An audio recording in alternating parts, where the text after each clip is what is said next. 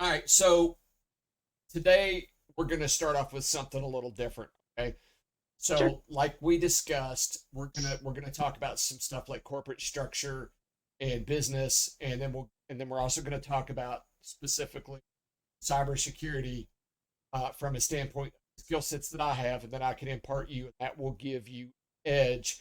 At least you will know some variants other than just the IT side of stuff. You'll also know some of the cybersecurity like that. But I want to start off the class on the Yeah. understanding how a business is put together and what drives business, because this is going to help you as you move forward, either in a technical role in cybersecurity, or just if you just end up in an IT role, or if you end up in a role like I am, because all three of those things are impacted from the way a business is shaped and what Mhm. are their driving factors. It will affect you different depending on your role, but it will affect you. And the more Right. effective understanding you have of those business concepts, the more valuable you are going to be both to yourself and to an organization.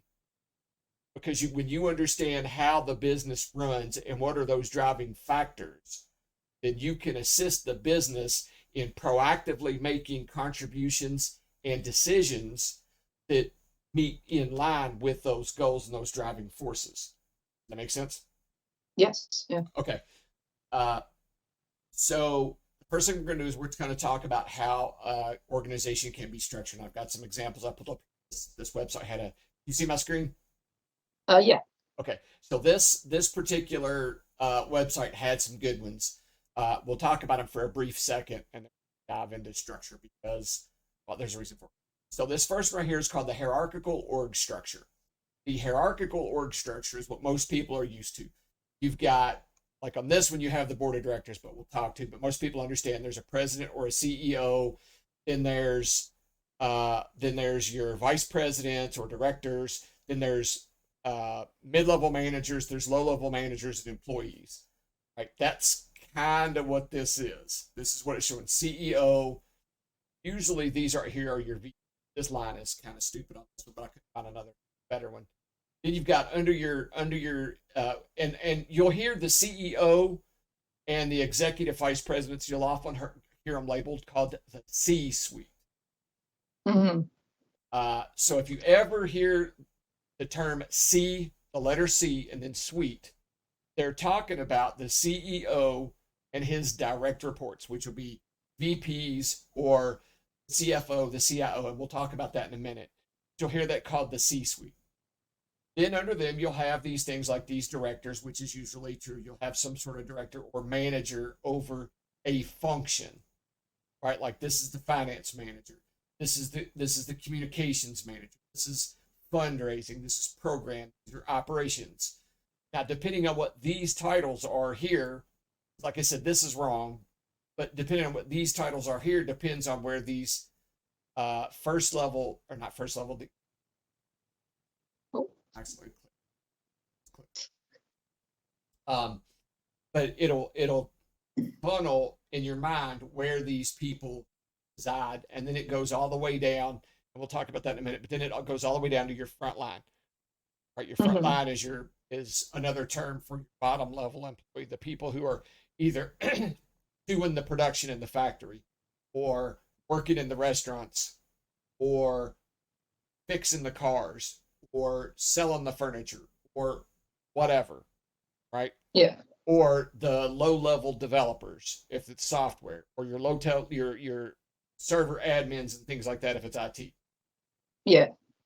So there's pros and cons to all of these, right? The pro to this one is it's very streamlined. You know exactly who you report to. It's very clear where the orders are coming from, and you're all following a path that is set to function in a very specific silo of work, and that's what you do. You do that specific silo of work, and then other people do their specific silos of work. It gets pushed up and into each, just like the pyramid, right? You're down here, you do your work, and then it gets funneled up till it meets the end goal and the envision of what the company is trying to achieve. Okay. Yeah. Cons. And there's more pros to this, but I'm giving you the big ones. The big con to this is usually because everything is siloed, it's hard for cross-functional teams to work together, and it's not very flexible. So, like for example, maybe the fundraising specialist over here has trouble working with the finance specialist over here to understand what funding they have for fundraising, right? hmm So there's not a lot of flexibility there because they're not on the same team. They can't talk to each other. They may be even in different states depending on how big your company is. Yeah. Now understand we're talking right now about big corporations, and I'm going Yeah. to get to smaller companies and mom and pop shops as we go over this. Is Okay. this considered like I hear the term 500 Fortune Fortune companies? Is 500 this like, company. So yeah, most of your Fortune 500 companies are going to be set up in various methods. Most of them, honestly, still are hierarchical because it's the most effective. But you have hmm like Google and some other ones which are done in a much different way, and we're going to. But that's a good question. So then you have functional.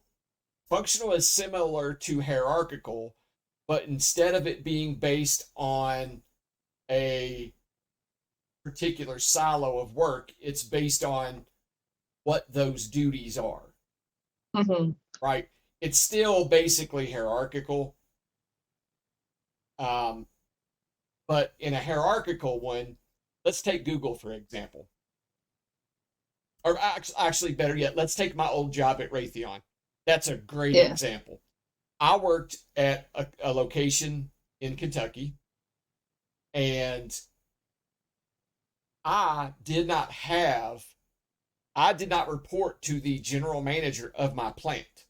In a typical hierarchical fashion, that's the hierarchy. I would report to the general manager of the plant. He is the top authority. But that's not the way Raytheon was set up. Raytheon was set up functionally. I, being cyber, reported to a boss in Arizona, which is where our corporate headquarters were, right? Tucson, Arizona, because that was the function that I was assigned to was cybersecurity, and cybersecurity had a different set of orders, right? Now, cybersecurity is special like that anyway because cyber should report to an authority outside of the operational work, but that's just a good example of functional, yeah, right? So, like the engineers also may report to somebody else or the whoever. But like your local finance and things like that was very hierarchical, but you have a functional org structure. Now, another good example of a functional org structure is developers reporting to a development lead versus a program lead, hmm right? Because the program lead is responsible for the total operation of it, but the developers need somebody who speaks specific development language and understands development, yeah, right? So they'll talk to a development lead, right? hmm Uh, Pros allows employees you're focusing on your specific role rather than your place in the hierarchy. You can be specialized in what you're doing instead of kind of like this generalist thing. And again, because it's hierarchical, we've still got those silos, and you still don't get your yeah, interdepartmental communication uh, because you're still within that function. You may not even exist within a department, and sometimes it can make uh, yeah, horizontal or flat org structure is where everybody reports to the boss, no matter what your form, function, or duties are. Everybody reports to the one boss, right? So like this example, department head of engineering, you've got engineers, you've got software engineers, IT systems engineers, QA specialists, and security engineers, all reporting to one person when each one of those is a different function. yeah, You don't see a lot. You see these when you get into smaller companies because they can't yeah, support the siloed hierarchy. They can't afford it. You've got people with many hats, mm, right? Pros, it gives employees more responsibility, which is true. Um, Cons, can create confusion since employees do not have a clear supervisor to report to, which is true. So a lot of these flat things, the person that's over you may not know a lot about your specific silo of work or your specific specialization. They're just somebody that you Yeah. report to. So you're responsible for doing your thing, knowing it very well, and having a lot of authority to get those things done. But outside of that, who do I report to for a specific thing, for a specific function? Right? Yeah. So one of the things I had a lot of problem with when I was at Raytheon was that I had to answer to the general manager for specific things, but he wasn't my authority figure, right? Hmm. I had to answer him for the state of the plant and the state of cybersecurity within his plant. Then I had to report to the security officer, the main security officer over our region, which wasn't cyber, because some of the stuff I did fed him stuff, right? So there's a lot of confusion about who I'm reporting to what. Who do I report to first about what? And who needs to know this? And what is junk information to that person? Yeah. Right? So that's a lot of confusion, right? But now I had a lot of authority to get stuff done on my own, but it was also hard to get backing when that authority needed to step over into somebody else's lane. Yeah. So then there's divisional. Divisional is also a hierarchical thing. Like this is healthcare, everybody under healthcare. Education, this is everybody under education. Real estate, everybody in real estate. So what they're doing is they're taking a segment of the company, making somebody in charge of that segment. So Google is another great example of that, right? So you've got the Google Apps business, right? You've got the Android business, got the Google networking, right? You've got all these different large businesses that they do, right? And Yeah. well, now it's Alphabet, right? So Google is actually under Alphabet now. So they've branched off some of that, but it's a great example of instead of all the engineers, right, or the software guys reporting to one software lead, no, you're reporting to your business segment, and your business segment will then report up to the CEO. Yeah. Does that make sense? Uh-huh. Basically, though, it's a smaller hierarchy under a division structure that reports to the CEO. It's still hierarchical in a way. Product based. This is very similar to what we just talked about the market based. Very similar, but instead of a market, it's what your product is.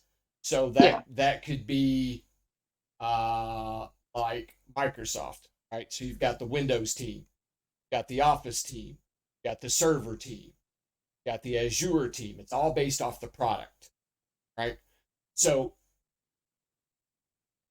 you've got, when you're talking about those kind of things, or even down here to the division, right? Geographical division. So a company that I worked for back in the day made barrels, and we had markets all around the world. So it was broken up into geographical divisions. That entire division reported up to a director of that geographical segment, who then reported to the CEO. It's all hierarchical. It's just how you're breaking up the top level of management, right?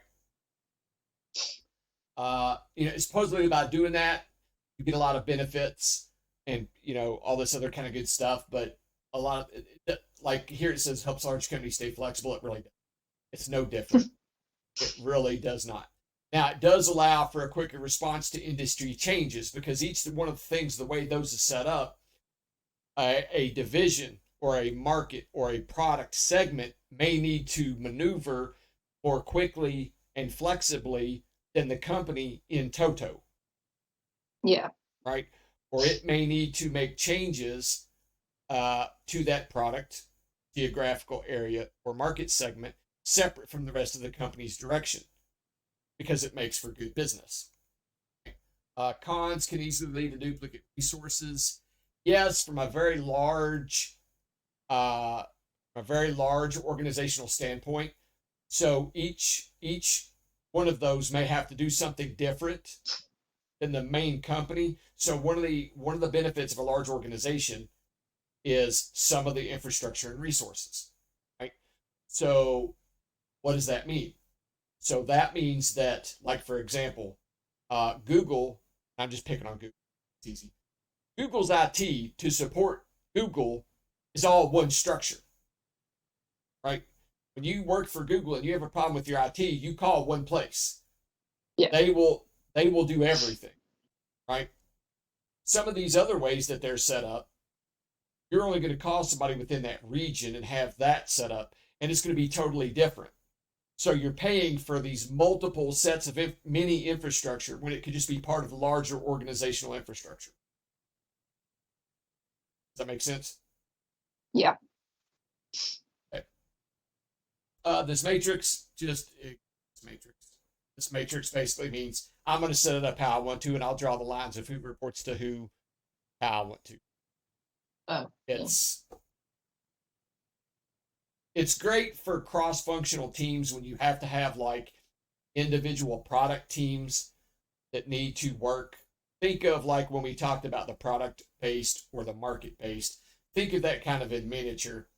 So okay. So let's say I'm an automobile manufacturer, and I've got a team that's working on just the new EV drive system, right? Not the batteries, not the info, none of that, just the EV drive system. Well, I need the software guys that are going to run it. I need the technical engineers that are going to design it. I need the electrical engineers who are going to work on the voltage and all that kind of good stuff.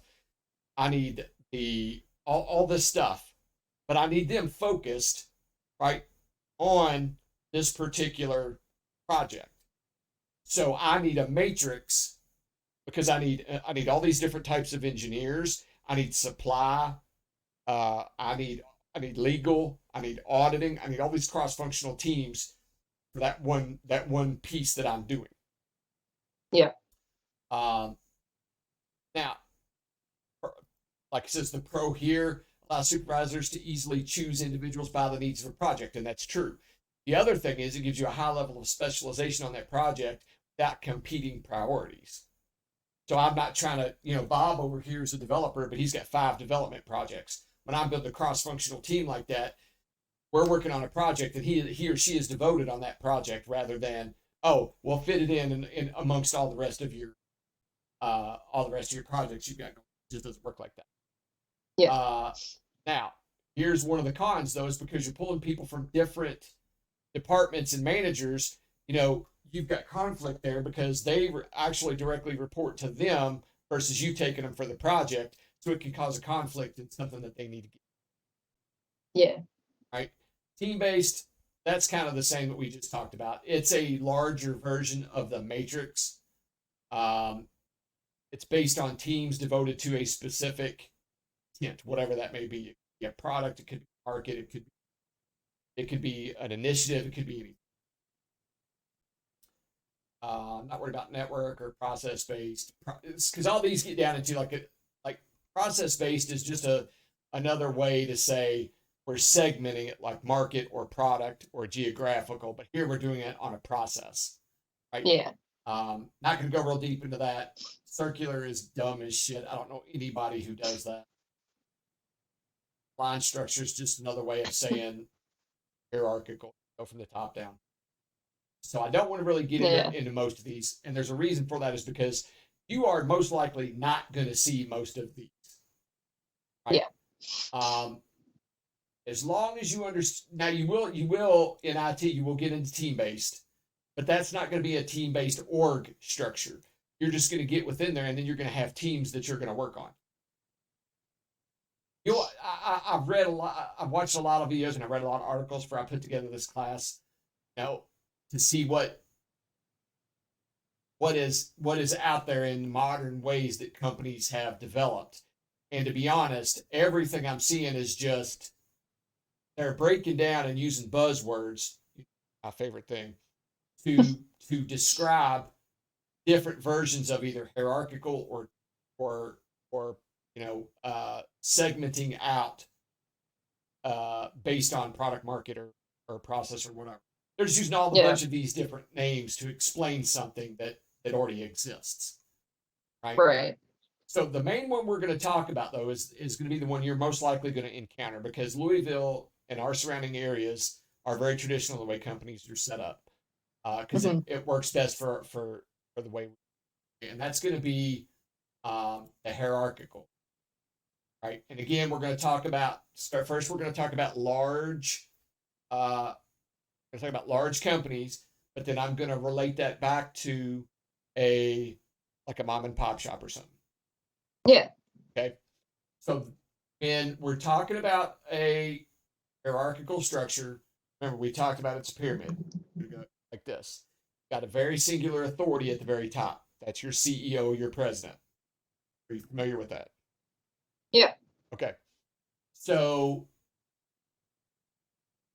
when you are a publicly held company, which means you're on the stock market, have to have a board of directors. Why? Because you have these guys. Okay. These guys right here. Right. So when you're on the stock market, people are investing in you. They're giving you money for small bits of ownership in your company. Right. So they're technically the owners of that publicly held corporation. Right. So they have rights. Okay. Okay. Now, why do you invest in a company? You invest in a company because you give them a little bit of money and then they give you a return on that investment in the form of dividends. You understand that? I don't know what dividends means. It means your payouts. Okay. You invest it, if you get stock, right? What do you get back from that stock? Why do you do it? Because it pays you money. Right. What money is that? Dividends. Dividends are basically like our interest on the money that we invested into the company.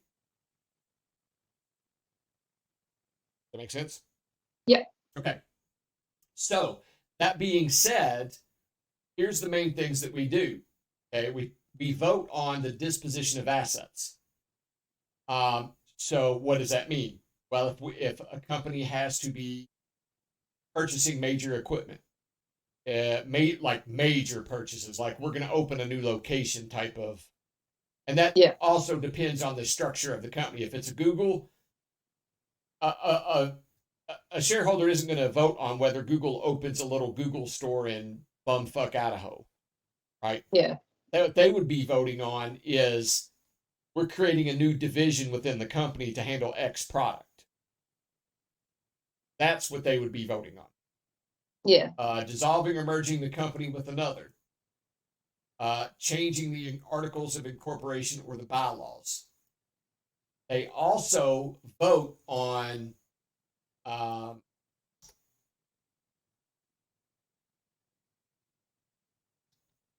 board of directorship. So they get to vote on who's going to sit on the board of directors. Right. So when a new board of directors is going to be added, it's put to a vote before the shareholders, and the shareholders can say yes or no. And whatever the shareholders say is what happens. Mm-hmm. Within that, that's about all of their rights because they have to protect their investments. The other thing that they're going to do, well, we'll go on. So next comes your board of directors. What is your board of directors? What do they do? The board of directors is above the CEO, and it's made up of both internal and external directors.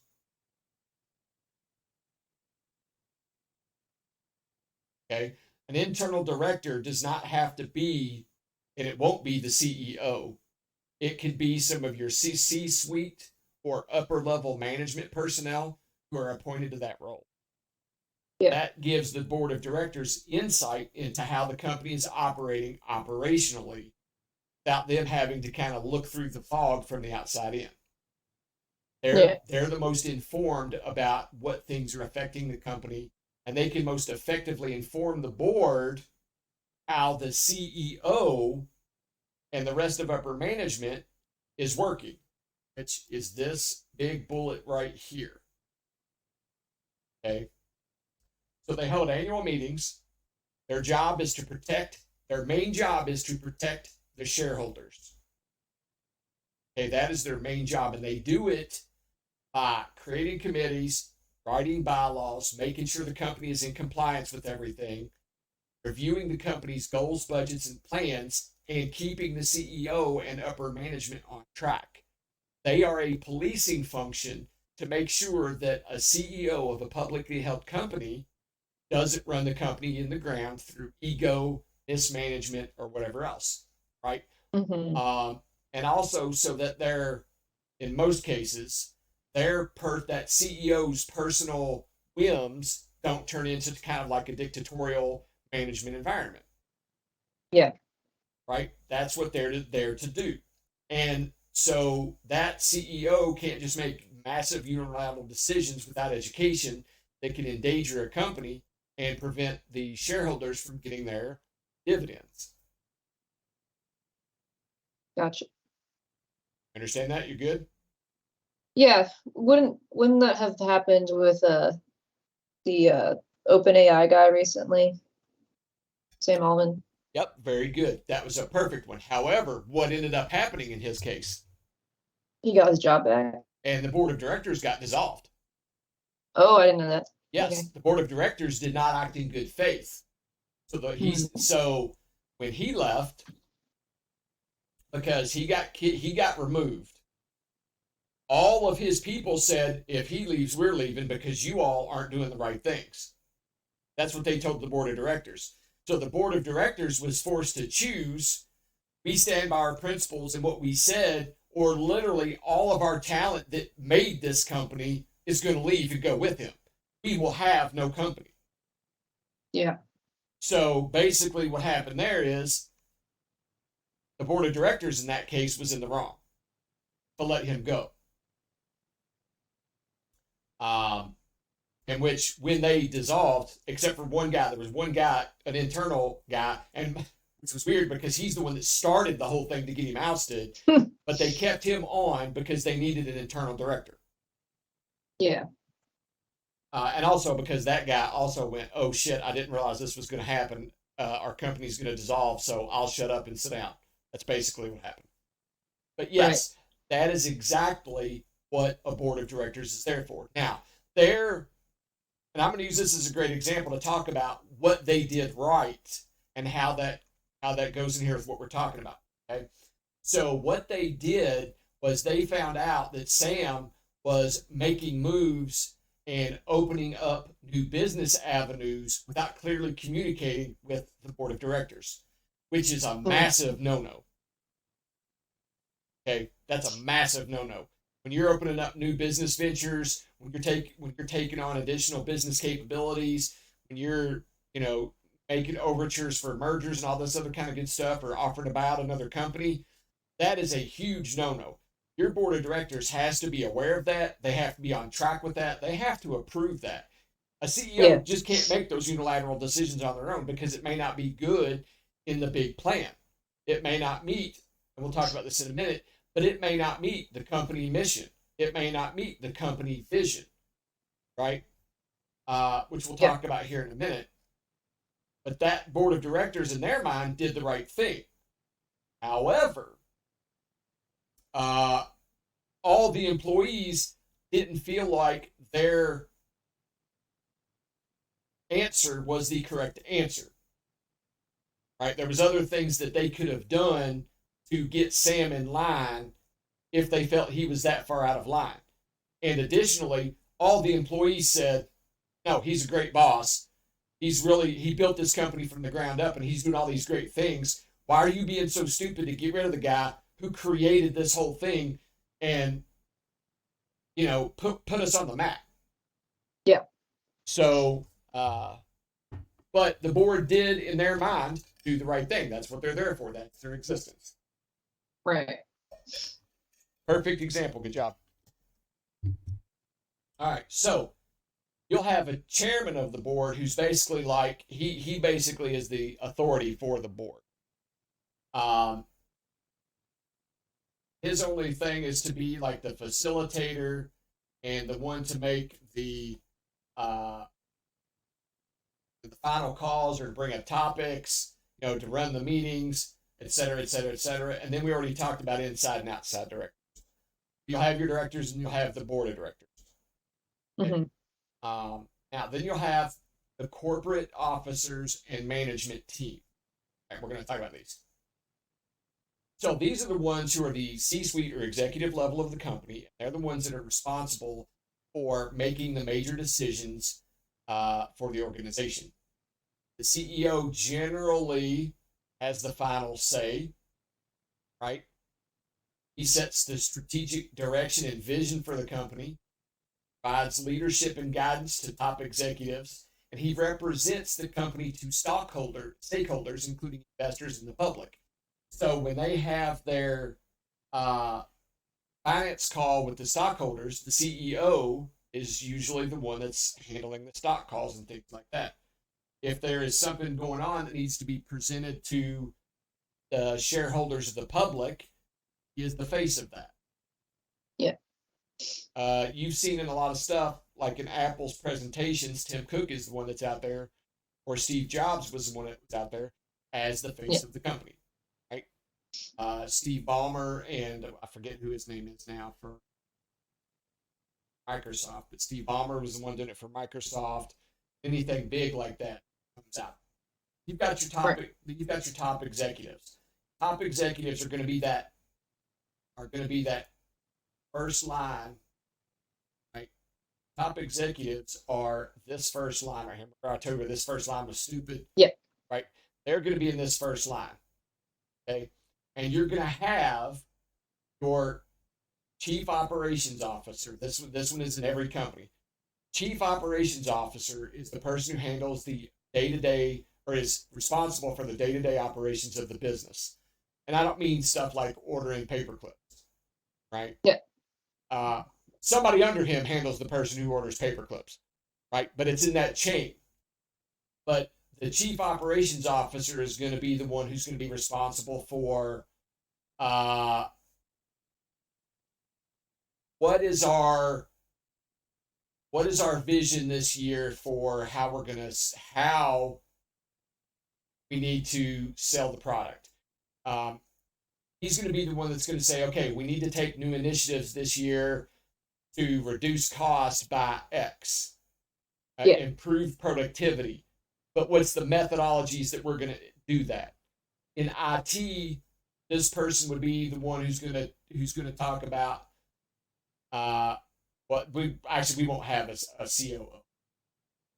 The chief financial officer is the one who handles all the finances. That's all the finances. You'll have different people. You'll have different branches under the CFO, because some of it might be HR, some of it might be the person responsible for the stock reports and all that kind of good stuff. So it's all going to go to the CFO, who's going to have a handle on the lifeblood of the corporation, which is the money, right? Mm-hmm. Then you may have, especially more modern companies, you'll have a chief information officer. That is the one who handles all IT, right? And don't think of it as just in computers, okay? Think of it as computers and the data that resides on it. So chief information officer is the person who's worried about like the PII or the PCI DIS, right? They're worried about the information that they're protecting if they have that kind of information. But all companies do, even if it's just proprietary designs, right? Yeah. Now, here is a quick blurb about this. The CIO should report directly to the CEO, okay? Because the CIO is also responsible for cyber, which is an auditing function, right? But some organizations may report to the chief operations officer or the chief financial officer. This one is the worst. Chief financial officer is the worst because he's going to make every decision based off money. Yeah. So it's always terrible to have him report to the CFO. The COO is second worst because they're gonna do IT and cyber, but only as much as it assists the operations, without consideration of how it's going to keep them safe and secure. But as soon as safety and security starts impeding production, it gets pushed by the wayside. Make sense? Yeah. Okay. These are other roles that you may have in a company, depending on how it's set up. You may have chief marketing officer. I think you know what marketing is, right? But they're going to handle all the brand representation. I mean, imagine Yum Brands without a chief marketing officer. They couldn't function, right? They really couldn't, because they're handling Pizza Hut, they're handling Taco Bell, they're handling KFC, they're handling whoever the Long John Silver's, they're handling whoever the hell else, right? So they have to understand how they're going to present the and Yum Brands itself. So they have to understand and manage the image of the companies that are under them or the company itself, right? They have to understand that very well and not have an operations guy or a financial guy try to do that. Right. Okay, the chief human resources officer. Any company worth their salt is going to have a chief human resources officer. Okay, so they're not managing like HR, just like everybody else. They're not managing stuff in minuscule, right? The chief human resources officer is going to develop strategies that push the goals, vision, and mission of the company, right? They're gonna understand staffing across the entire organization and develop plans to ensure that staffing is filled successfully. They're gonna oversee employee engagement and relations. So what they're there to do is not just the managing of the recruitment and training and development, which is a skill set, but how are they engaged with the company? How are they getting along? They're helping build the environment, the culture. Yeah. Chief strategy officer. You usually don't see this one a lot, but in some larger corporations you may see this. So he's going to develop the strategies that the company needs to take to meet the vision, goals, and vision statement. Okay. He's the how guy. Yeah. How are we going to do? Usually that has to do with market, right? Because he's going to strategize how to better place a company in the market, right? He may be feeding chief operations officer. Here's how the market is moving. Here's how the culture is moving. These are some of the things we need to do, right, to prepare for that. So then the COO can go, Roger that. That's good. So now we may need to change some of our processes or whatever. Then you have the chief compliance officer. You'll see a lot of this in organizations across the board, because the compliance officer is going to make sure that your company is acting within the laws and regulations of all the territories in which they do business. Right? Yeah.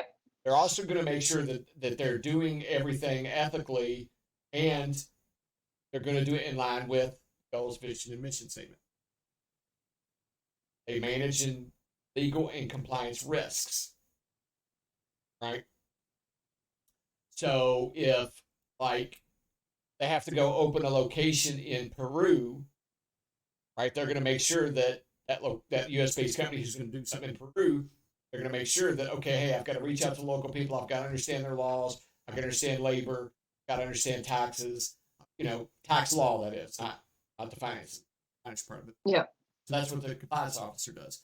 Now, if you don't have a chief information officer, you might have a chief technology officer.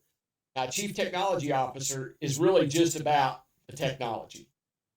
They would, if you don't have a CIO, you'll have a CTO, right?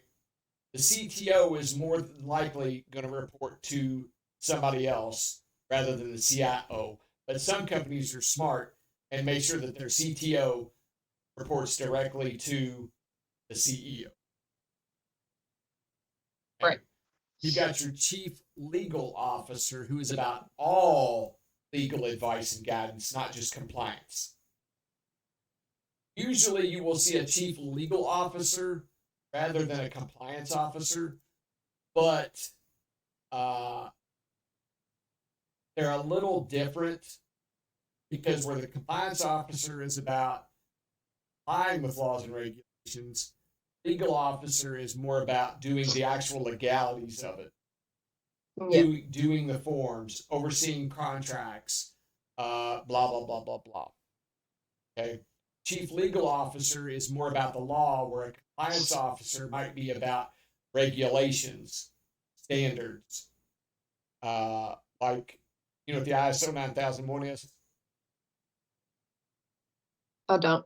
Okay, the ISO 9001 is from the International Organization for Standards. I call it ISO, for International Standards Organization, whatever. And what they do is they come in and they will certify a company for working within their framework of Yeah. standardized operations, right? And what that means is if you've been certified ISO 9001, it means that your company performs work consistently and in a standardized manner all the time. And that means to another company that, oh, they got their shit together and they know what they're doing. And I'm not going to be like 1 week wondering what the hell this is and 1 week wondering what the hell that is. And product A is different from product B because there's no compliance going on with their internal processes. Right. Does that make sense?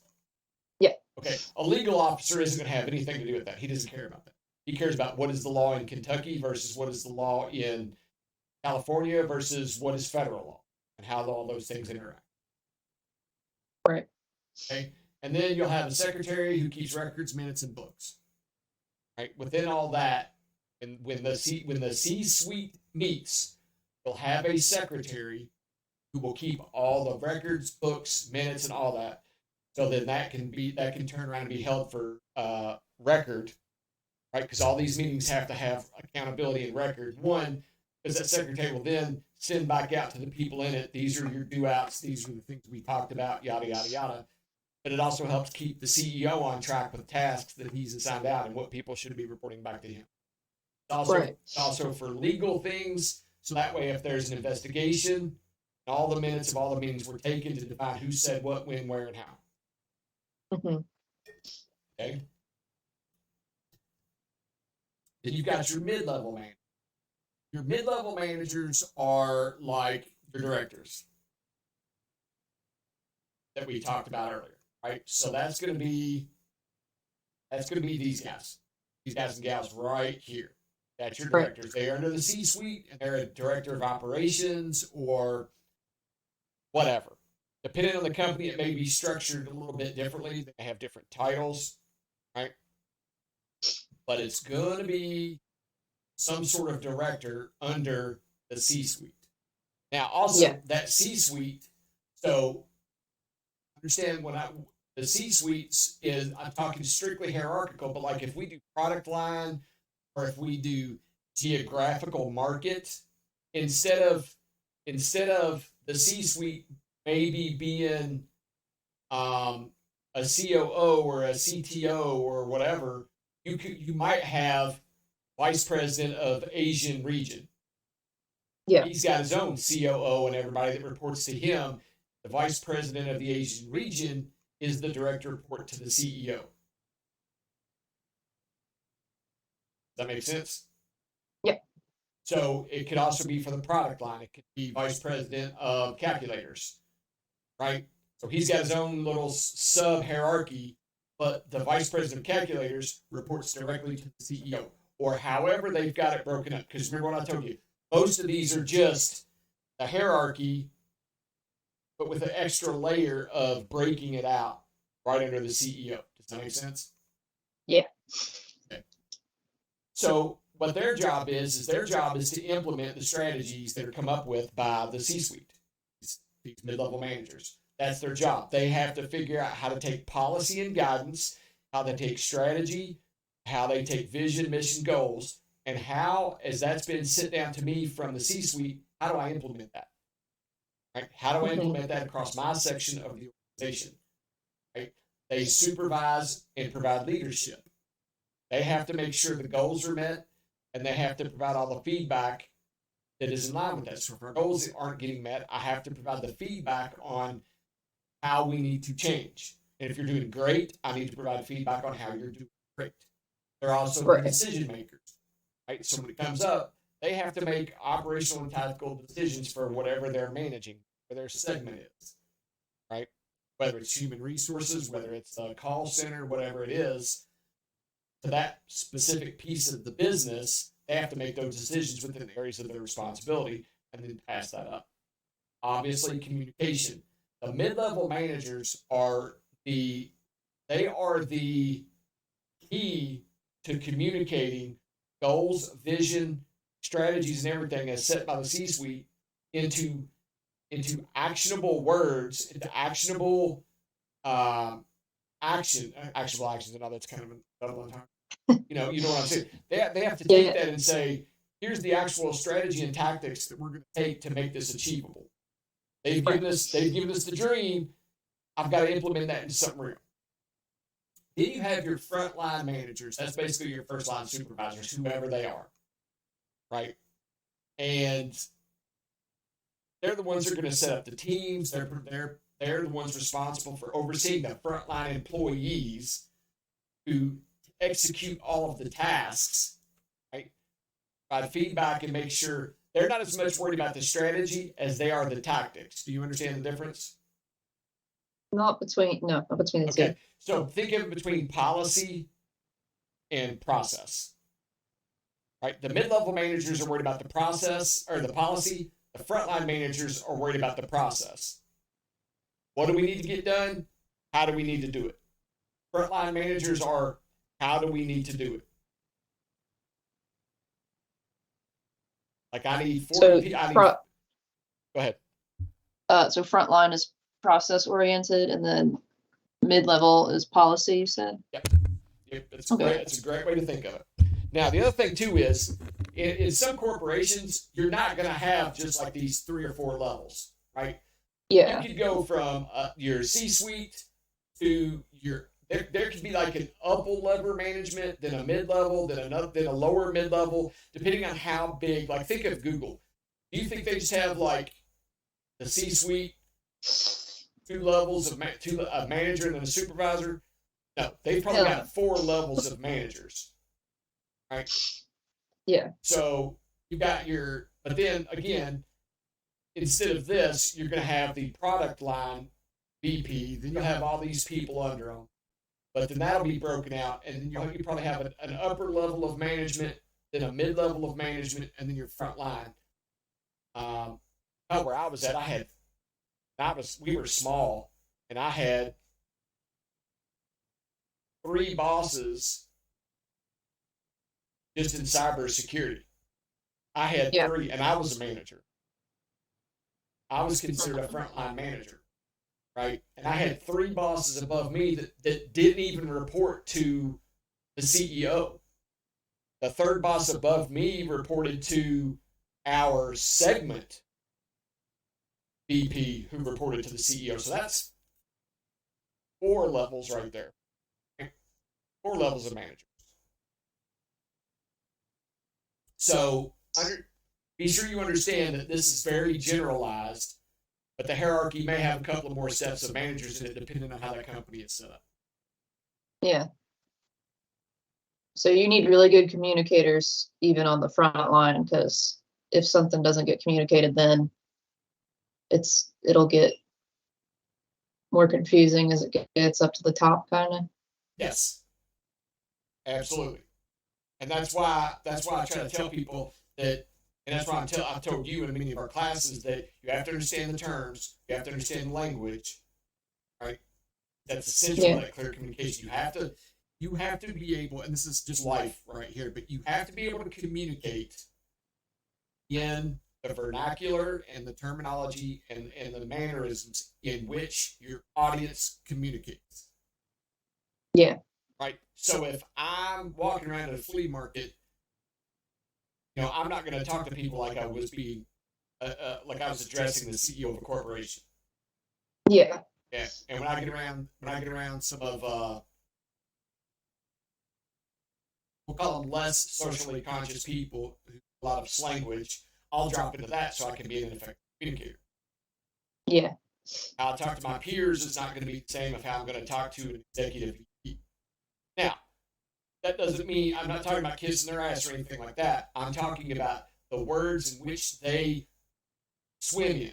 the language in which they swim in to make an idea clear and concise to them. Right. Right?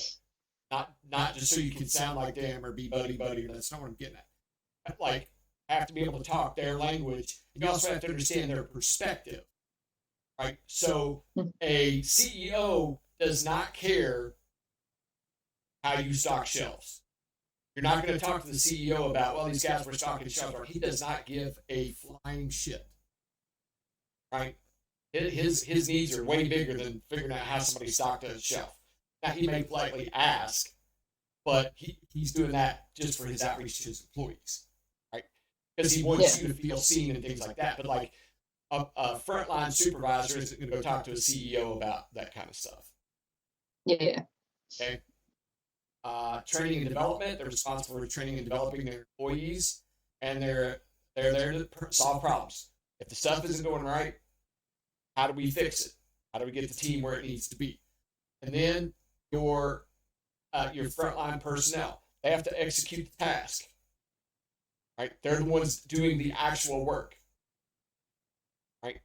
They're the ones that are accomplishing what the frontline supervisor has said. Okay, I've been given the orders that we need to do this. Here's specifically how we're going to do it. You guys, step by step, are out there doing it. They're responsible for following organizational policies and procedures as they've been given them, interpreted by their first line manager. They are also responsible for continuously improving. So in a strong organization, good organization, your employees are going to contribute their ideas on how we can improve. And a good, strong organization is going to go, Roger, that's great input. We're going to make that work. So that is your structure of a corporation. Okay. Again, at some point, it's all hierarchical in a way, except when you get into like a lot of smaller startups and things like that. Now we're going to talk about, though, well, how does this apply to a small company? Right? How does this apply to a small company of like 100 people? Well, if you've got a small company of 100 people, you're not going to have all these roles. Right. You might have a CEO, might have the COO, the CFO, and maybe the CIO, but you'll probably also have human resources, maybe. And then they report straight to first line managers. And their title won't be CIO or any of that shit. Right? Yeah. It'll be like this guy right here. Right? He'll be the operations manager. That'll be his title. He won't be chief executive, nothing. You have the president of the company, not the CEO. You have the operations supervisor. You'll have the finance manager. And you might have the IT director of IT, right? Yeah. You may have a couple of these, most likely not. All these other roles will fall into they'll fall into frontline people at the administrative level. So understand, when we talk about frontline personnel, not just talking about in an operations standpoint. You also have first line personnel at the administrative level, right? So that could be your bottom level tax auditor, right? That's not an operations role, that's a finance role, but it's still a first line personnel. Don't forget, it's not just the operational workers out there. It's also the administrative workers. They fall under the kind of the same thing. You have frontline administrative personnel as well. Yeah. Makes sense?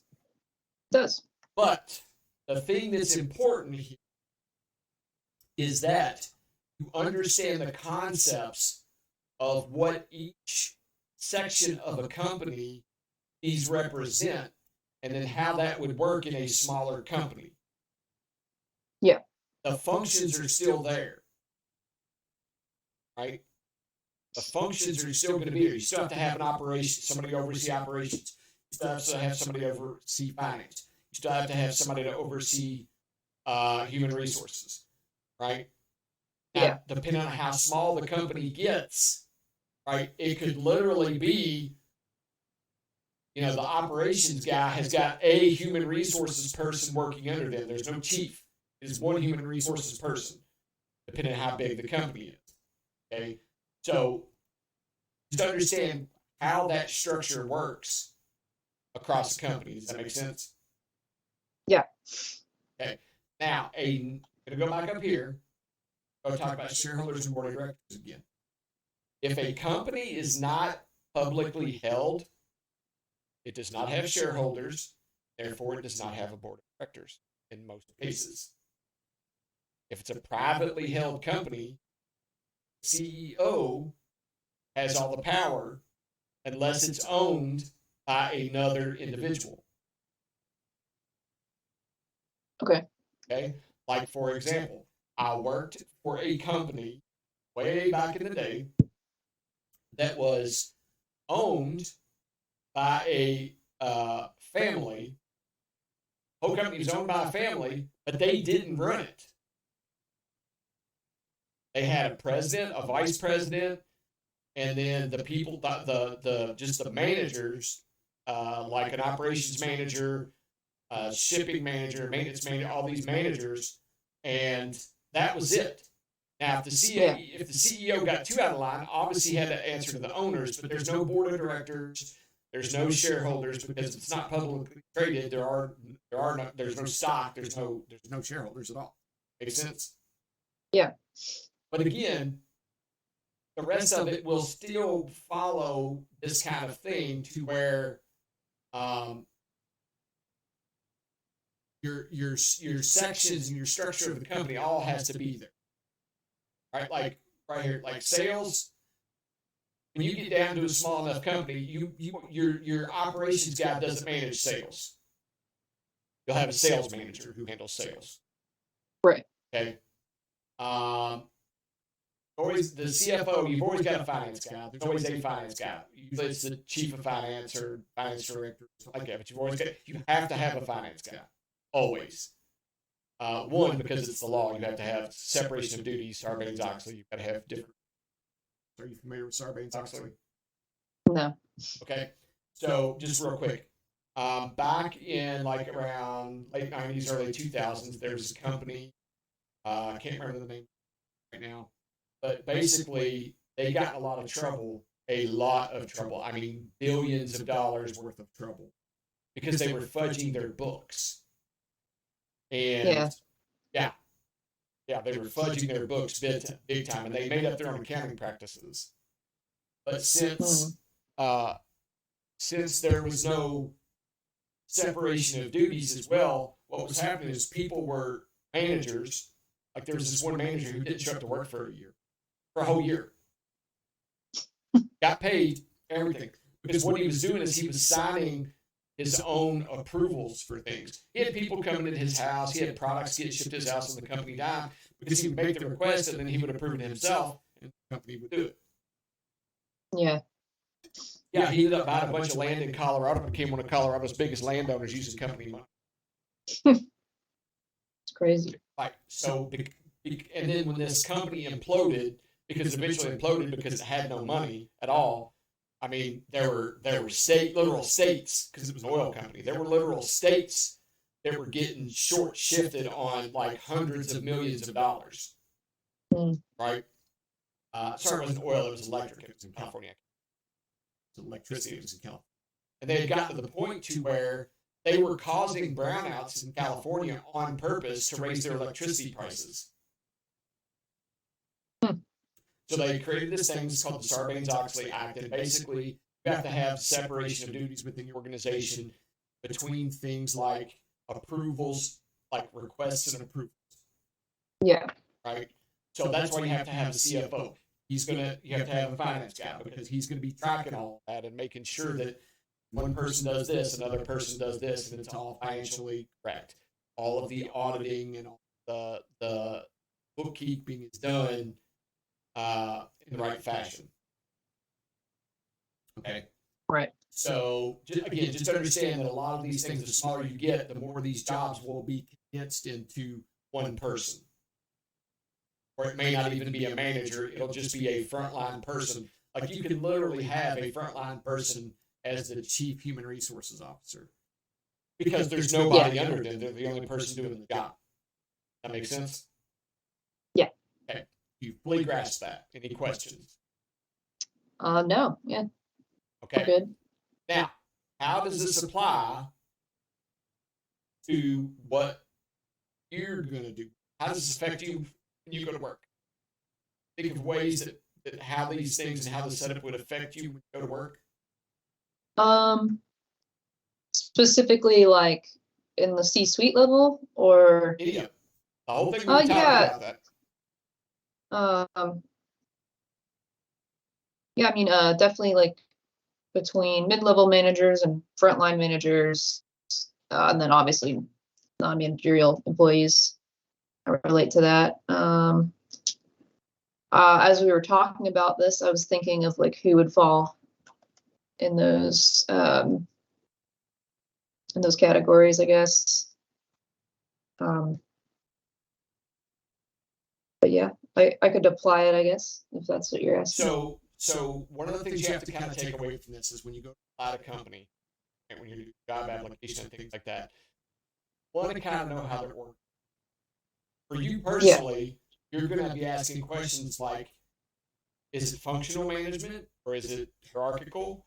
Because am I going to have what's called a dotted line, right? So when you're talking about a dotted line, as far as reporting to somebody, you have two types of lines. You have a solid line, that is your direct manager. One who directly manages you is responsible for your performance appraisals, responsible for you being there, responsible for providing you assistance when you need it, et cetera, et cetera, et cetera. Then you may have a dotted line to a functional manager, like I did with cyber. I had a dotted line to the general manager of the plant, right? Kind of reversed, but I was responsible to him, but not for my day-to-day operations, but only because that person was responsible for an output of, or not responsible, but was greatly affected or was dependent on an output of mine. If I didn't get my cybersecurity stuff done, his computers couldn't run, which means his machines couldn't run. I didn't answer to him directly because he didn't know anything about cyber, and it's kind of like a separation of duties thing, but I still had to answer to him. Yeah. So you need to understand how a company is going to be set up, right? To understand how you're going to function. Because if you're not a person who can deal with a bunch of dotted lines, you don't want to work in a company that does a lot of that, right? You want to work for a company that's going to give you direct, like we talked about the hierarchical, it gives you that direct chain of command that you know who you're reporting to and how you're reporting. Right. But then it also helps you understand, depending on what your job title is, what kind of collaboration you can expect. If you have functional lines, then that's going to be more likely that you're going to have a bit more ability to collaborate between teams and to be able to achieve a little, versus if it's strictly hierarchical. Right. That makes sense? Yeah. So that's why these things are important when you go to have a position in a corporation. You need to know how they're set up. If you're going into a much smaller company, usually everybody's working with everybody. You have to collaborate, or you're just going to be a piece of deadwood in the organization. But in a larger company, like we talk about, these things are very important, how they're set up.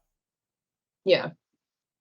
The other thing too is, which a lot of people need to understand about this, is when you have lots of functional lines and cross-team collaboration and stuff, there is a lot of independent motivation that you have to do. You have to be self-motivated. You have to be self-accountable. And some people can't do that. Some people have to be told what to do. I'm not going to sit here and figure all this out. You tell me what you want done, and I'll get it done.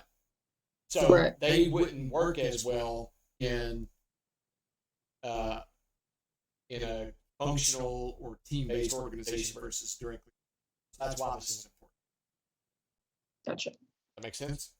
Yeah. Okay. So that being said, that's how our corporation is set up, right? And again, this is a general framework for every corporation that's out there.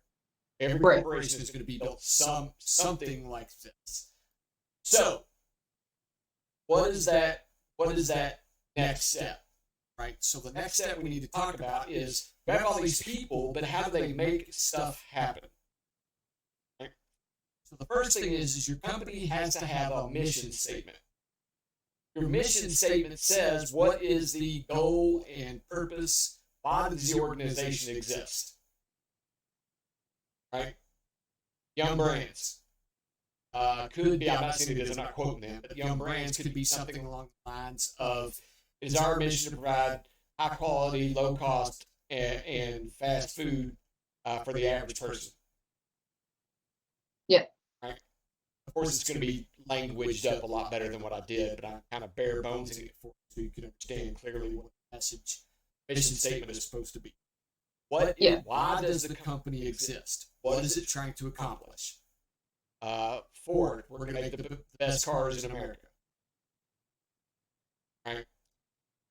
Et cetera, et cetera. Now, your vision statement is taking the mission statement. How are we going to accomplish that over the next? What's our future state going to look like? And then what are our long-term goals to help us meet that mission statement? Right? So the vision could be by 2025, we're going to sell over 250,000 Ford Raptors. Okay, that's our vision statement for the Raptor segment of the business, or it could be your top segment.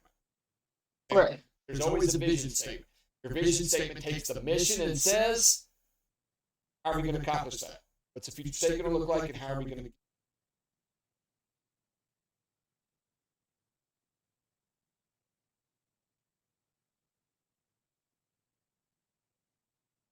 Right. If you want, I can send you these documents. Okay. Okay, so your mission statement and your vision statement have to align with stakeholder expectations, right? If you start up a bakery and your mission statement is, I'm going to be, our mission statement is we're going to provide Philadelphia with the best tasting chocolate chip cookies they've ever had. We're going to be the top of Philadelphia's top chocolate chip cookie maker. Yeah. Your vision statement says we're going to make, in the next 6 months, we're going to try to sell 250 peanut butter cookies. Well, obviously you don't have alignment with what the vision statement is. So when your stakeholders are reviewing what you're trying to do, there's confusion. They're like, okay, if we want to sell and be the best chocolate chip cookie makers, what the fuck are we doing paying attention to peanut butter cookies? What's the... Yeah. What is that? So now there could be reasons for that, which we'll get to. Right? Maybe they found out that peanut butter cookies sell more, but then they need to change their mission statement, not chocolate chip cookies. Yeah. So it helps them redefine what their mission statement is. That's rare because usually you do a business because you already found what your need is. But as the culture changes, as the market changes, a successful company will change with it. That may change their mission statement and their vision statement. So but you have to align hold with what the stockholders expect. If not, then they feel that they've invested in you for the wrong reasons, and then they'll sell off all your stock and probably go bankrupt. So differentiation and competitive advantage. So your vision statement and then your mission statement should help define how you're going to be better, or not in the verbiage itself, right? But like if I want to be the best chocolate chip cookie maker in Philadelphia, then that is setting me up to achieve something, and then I have to understand how my business strategies and everything are going to establish me as that and sustain that. So it informs policies, strategies, right? It informs all of that. So if we're going to be the best, That's our mission statement. Our vision statements provide us goals, then our strategies is the next layer down, right? It's going to be informed by those large kind of guiding statements. Sense? We're still talking about stakeholder expectations. Oh, I'm sorry, I'm done. Oh, okay. Oh, you're good. Can we just go over that again? Yeah. So your vision statement and your mission statement, right, are going to help develop and inform your strategies and policies. Because if your vision statement is, or sorry, if your mission statement is, I'm going to sell the best chocolate chip cookies in Philadelphia, right, and your vision statement says, okay, here's our goals to achieve that, then that's going to inform your strategies and your policies, because that's what the company's trying to achieve, and all of your strategies and policies should reflect what the company is trying to achieve. Yeah. Right? You're not going to have policies and strategies that are detrimental to achieving vision and your mission. So like I said, if all of a sudden you start making peanut butter cookies, then obviously something isn't aligned there, right? Yeah. That creates confusion both in the stakeholders, but also in the public and in your employees. If they've jumped on board with you because they believe in chocolate chip cookies, and all of a sudden you're saying we're going to make peanut butter cookies great again, that's not what I signed on board for. Right. There's a video I've got that's really good. It's on TikTok, and the guy's talking about he had 12 people quit on him like 2 weeks. Talking a multi-million-dollar company.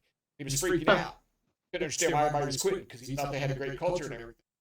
His top operational figure, she came to him and she said, "Yeah, I'm quitting." Like, why? Why? I don't understand. Why is everybody quitting? He goes, "Well, this isn't what we signed on for. The company has changed and I don't know what's going on."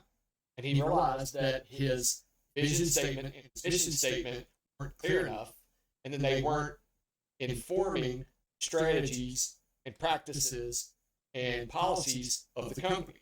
They did not align. Yeah. Right? So when you have employees who jumped on to do X, and his company was originally providing some service to everybody, but then the CEO found that he could make more money by niching that to service only lawyers, and that's not what the people signed up for. They didn't sign up to service just lawyers. They wanted to do this greater thing. So they felt that I can't work here. This is not what I signed up for. Right. Now, most employees, as you know, the lower you get on the chain, the less they are affected by the vision, the mission statement, as far as their own personal feeling about it. They're just there to get a paycheck. Right. But the higher you go up the ladder, the more people are invested in those things because they no longer sign on for the money, right? They have signed on for something they believe in, somewhere they want to work, somewhere that meets a need in them. Does that make sense? Yeah. So those things become more important. And I'm not saying people at the bottom line don't care about those. Some of them do, right? I know tons of people who went to work for Ford, not just because of the paycheck, but because they truly believe in the Ford brand. And if Ford all of a sudden changed over and started making something else, a lot of them will quit because that's not why they work there. Right. So, core values and culture, right? So, your mission and vision statements a lot of times, because they're not usually simple one-liners, right? That's why I said I was being very low language to make it clear, but it will have what your core values and your culture is listed in that statement, right? What are our core values? To act with integrity, to act ethically, right? Core values, we must provide the greatest product at the lowest price, or the best quality value, whatever, right? So you're going to have values in there. And these core values that you put in there are also going to inform your strategies and your policies, but it's also going to inform culture. So like where I said that guy all of a sudden was selling niche services to lawyers, he ended up getting this one lawyer law firm who paid him 1.8 million for a year of service on his contract. Biggest contract they'd ever gotten. Well, he found out that one of the reasons that his people were quitting is because this lawyer, this law firm, whenever they would interact with his support personnel, they were hateful and rude. They were cussing them all the time, calling them stupid. They were not treating them with respect, some other stuff. Yeah.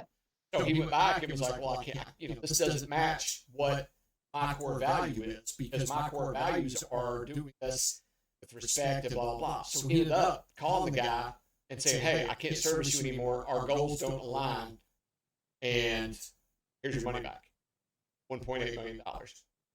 So he said, because we're not in harmony. We're not working together like I feel we should be working together. And I can't also, I can't have you talking about people. Yeah. So when you have your mission statement, your vision statement, and all those things, that provides long-term sustainability for your company, because you always have something that is a guiding principle, right? So like I talked about in the career planning class, right? If you don't plan what your steps are, how do you ever get to where you need to be? You can't sustain that progress if you don't have a plan to get there. Right. Makes sense? Yeah. Now, this is where I said when we adapt to changing environment, this is where I said that depending on market and things like that, that your mission and vision can change, but also your corporate strategy below that has to be flexible. If you find that your strategies and your policies and your tactics aren't working, meet what your vision and mission is for your company, you have to be able to be flexible enough to change that. Because if not going to be successful. Corporations is going to have lots of issues in how they're meeting goals are. Right. I mean, it said it right here. Strategies are adjusted to ensure continued relevance and alignment, overarching mission and vision. They have to change to meet that. If they're not working, or if the mission and vision have changed. Especially on the vision, your mission is your top level. Your vision was like your long-term goals and stuff. So as you come up on those completion of those long-term goals, you have to have a new vision statement. Therefore, your strategies may have to change to meet that new vision statement.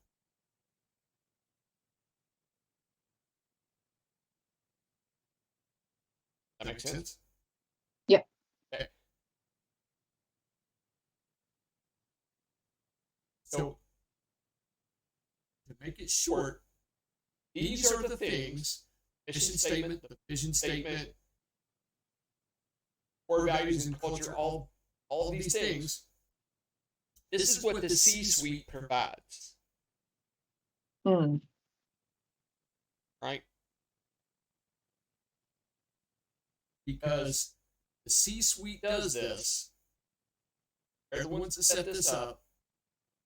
They're the ones that make those things happen. And we're talking in a big picture scenario, not like day to day. They don't work on this stuff every day. But I'm just saying, this is how they set course for the company over a period of time. And that helps all the strategies and everything follow from that. So this is like, get here, how do we interpret that into an actionable plan? It's like I'm working with you on, we need to get you into cyber or IT. How do we get there? We're working on an actionable plan. Does that make sense? This is just a much higher level. Make sense? Yeah. Okay. Now we're getting ready to talk about a P&L, profit loss statement. This is going to go into a little bit deeper thing. So I need to go take a restroom break real quick. I will be right back. Okay. Can you hang with me? Yeah, of course. Be right back. All right.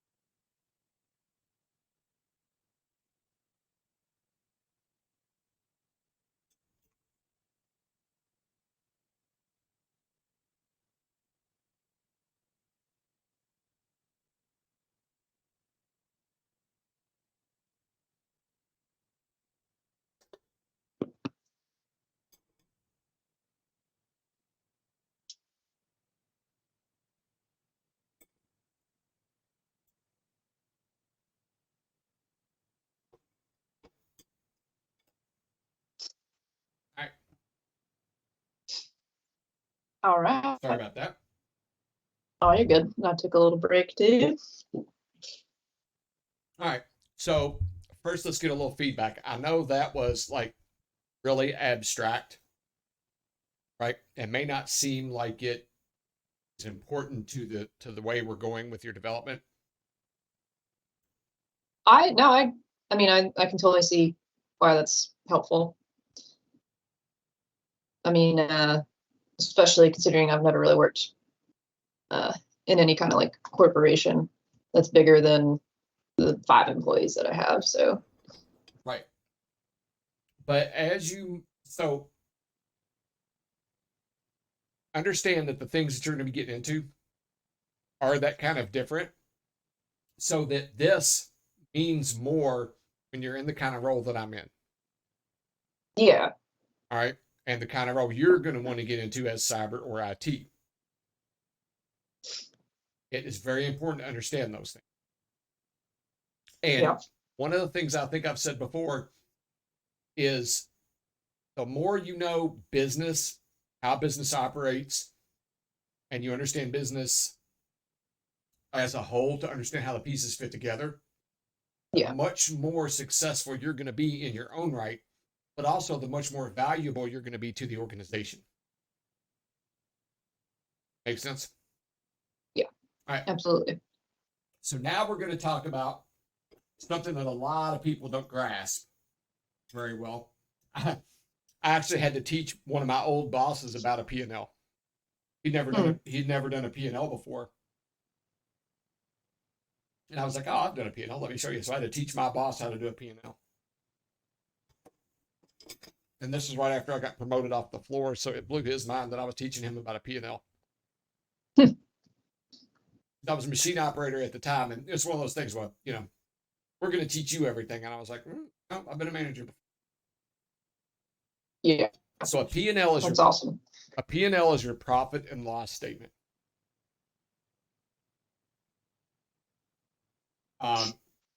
It is like one of your most critical financial statements.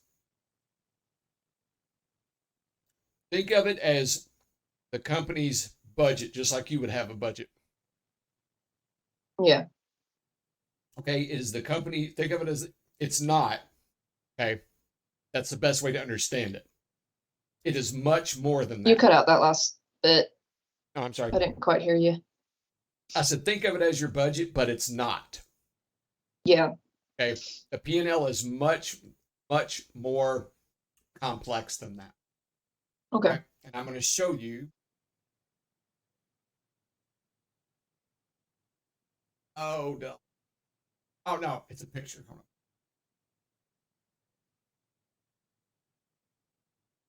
I think I might have added it. Yeah. Okay. Here it is. I added it to the document. P&L can come in many versions. Like you can do what's called year over year, which is a comparison. You can do market segment. This is just a basic P&L to give you an understanding. Mm-hmm. Okay. So your revenue, returns, refunds, and discounts, that's your total net revenue. Revenue is just what you sold.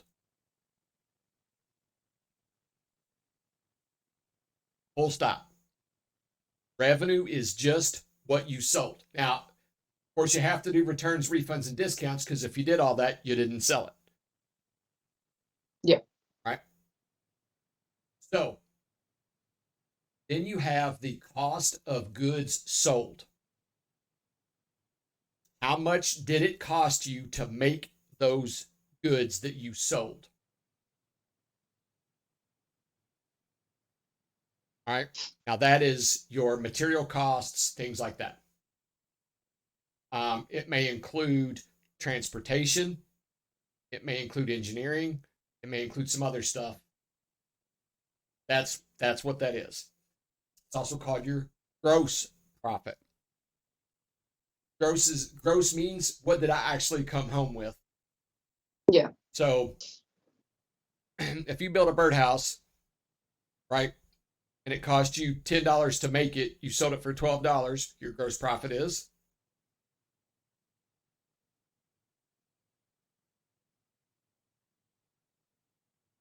I'm sorry. Okay. Put something in my mouth. What was the Built a What was the birdhouse number? you built a birdhouse for $10, right? Okay, You sold it for 12. What's your gross profit? $2. Right. So your gross profit here is going to be 2. It's not going to be the 12. It's not going to be the 10, right? Because it cost you 10. So your gross profit is $2. Now, Yeah. out of that, you have to take all of your expenses out of that. Your other expenses. Yeah. Not your materials expenses. Like, as you can see here, maintenance, insurance, advertising, rent, salaries is always your huge, right? Yeah. Stuff like that. And then you get your earnings before taxes. Take your taxes out. Then you come up with your net. Net is what actually made. Yeah. Okay. So, and then they're going through January and December. Usual of these are a lot more complicated. You'll have a lot more lines, but this is just a basic, simple one to get you to understand what you're looking at here. Yeah. Okay. And I want to show you a picture that you'd be able to reference when we're talking about these things. Okay. All right. Now, back up here. So, what role does a P&L have in forming strategy? What does the C-suite, what does the P&L do for them? What is it, right? And that's the question. What the P&L is the measure of how well your vision, mission, and strategies are performing. Right? Yeah. And it's measured in dollars because that's what we're selling the product for. If my mission, vision, and subsequent strategies aren't working well, that means I'm not selling product or service, right? And that will be reflected in my P&L. So if the P&L is operating, if P&L is showing me that I'm not making much profit or whatever, right? I have to make adjustments to those things. There are other things just besides the P&L, but the P&L is the single largest driver of changing strategy and vision. Yeah. Because a company exists to sell a product or a service. Now, we're not talking nonprofits. They don't have to make a profit. They just have to break even. Yeah. But it's still the same effect, right? It's still a measure of how well they're doing on their goals, their mission, their vision, and how well their strategies are working. Okay. And that P&L affects everybody across the board, from the CEO, from the stockholders, if you have them, all the way down to the lowest frontline employee. It affects everybody, right? Because I'm going to give you a prime example. This will be the biggest one that'll mean the most to you, the way I explain this. Right here, our gross profit was $442 million.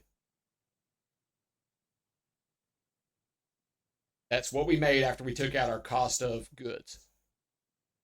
Yeah. How much was our salaries of that? Almost half. Over half. Over half. Over half was salaries. Now, if this was a service corporation, it would probably be even bigger. Yeah. Services are all about labor. So this is where you get to look why you wonder why people get laid off and things like that. Because the closer salaries, benefits, and wages gets to gross profit, right? Yeah. then the company feels that it's running inefficiently. Too many people employed to get the job done. Hmm. And that affects who? Everybody. Yeah. That affects everybody. Again, from the CEO all the way down to the front line. Because then what they're going to do is they're going to say, okay, if these are too close, then what's the breakdown? Do I have too many people running frontline work? Do I have too many mid-level managers? Do I have too many executives? Are we giving the CEO too much salary and bonuses for how he has led the company in the last couple of years? Yeah. Right. And the board of directors will look at that and go, yeah, you're getting a pay cut, Bubba. Or I've known CEOs to take a pay cut just to take it voluntarily. Yeah. Very rare, very, very rare, but it is a thing. So just think about that. This is how we talk about how it's informing. The other thing could be look at your cost of goods sold there. Now, luckily, that's only about a third of your total net revenue, which means this was based off a production company. If it was a services company, that would be a lot less. Yeah. Okay. One, because you're not selling that many goods. I mean, even a service company sells goods, but nobody would be paying attention to this if this was a service company. So, but then again, their goods sold is the service too, so it is going to be up there. Yeah. But so under here, you're going to have something called material cost. Okay, Mm-hmm. so that's why this is going to be broken. I said this is very simplified. Under your cost of goods sold, you're going to have other stuff that's going to be under this. You'll have like material cost. You'll have distribution. You'll have a bunch of different lines under that, right? That will further inform you where your losses are. Or here you'll have your revenue streams also be broken down so you can see where your strengths of income are. Mm-hmm. No, you're good. Or, yeah, that's better. So you can understand this is a measurement tool, again, on how well our mission, vision, strategies are performing. If we're not doing good here, then somewhere something is wrong. We're either not adapting well enough, right? Or Yeah. Is our vision not meeting expectations? Do we need to redefine our mission, which is some of our long-term goals? Do we redefine that because what we thought was going to be successful is not? So this is where I said your mission can change because of this. Not solely because of this, right? But if your vision statements and your subsequent strategies aren't aligning with profitability, then they're bad. They're just bad. Right. Right. And again, there are exceptions, like when the economy goes to shit and wood prices like go times 10 overnight, where you can't anticipate that. So that could affect you, but then you still, based off that though, you still have to change because it's something outside of your control, and it still has to change. Because companies are there to make money, right, Fountain? Yep. So they're there to make money. So you just have to be super cognizant of the fact that the P&L is where that measurement comes from. Does that make sense? Yeah. Okay. So income is like your paycheck. We already talked about that. That is how much you sold everything for. Right? Cost of goods sold, cost of making or buying the things the business sells for a bakery. It's the cost of flour, sugar, and pretty simple. I already talked about gross profit. So then you've got your operating expenses. Now your operating expenses, no matter the company, are like some of the things that you have to watch. Because while some operating expenses like rent, utilities, not salaries, but let's say rent and utilities for you are kind of low. But you have to keep on and make sure that they don't creep. Rely on them being rather low, right? So if you don't pay attention to them and you let them creep up bit by bit by bit by bit without understanding why, you're eating into your net revenue, which is your final profit number. How would something creep up? Oh, my electric bill just went up $300 last month. You just, yeah, okay. My property taxes last year they were $460. This year they're $460 or they're $633 for my rental property. Yeah. All right. So it's just as inflation goes up and things get more expensive, that is just a circular effect. Mm-hmm. Right. So just as prices go up for you, prices go up for a company. Right. Yeah.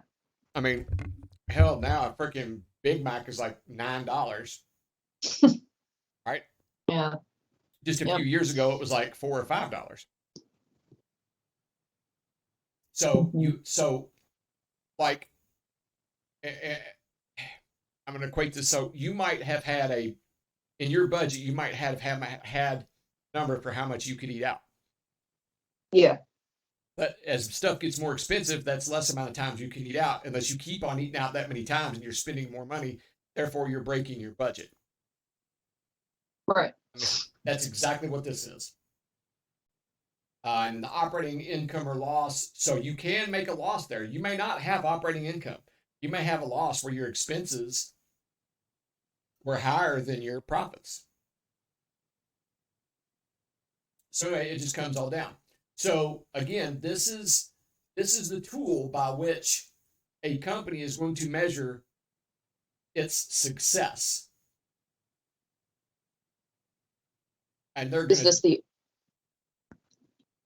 Go ahead. Is this the only kind of tool? No. There's other financial tools. They're also going to look at their stock performance, because right now the stock performance thing has really gotten out of hand. So they're also going to look at their stock performance. But operationally within the organization, this is their main driver. They'll also have other things like marketing, but that is within this. But this is just the numbers estimate. This is where you go back and you take this and you reflect on your vision, strategies, and your mission, vision, and strategies, and how well they're doing the things that you need them to do. Because again, that is your tools to manage all this.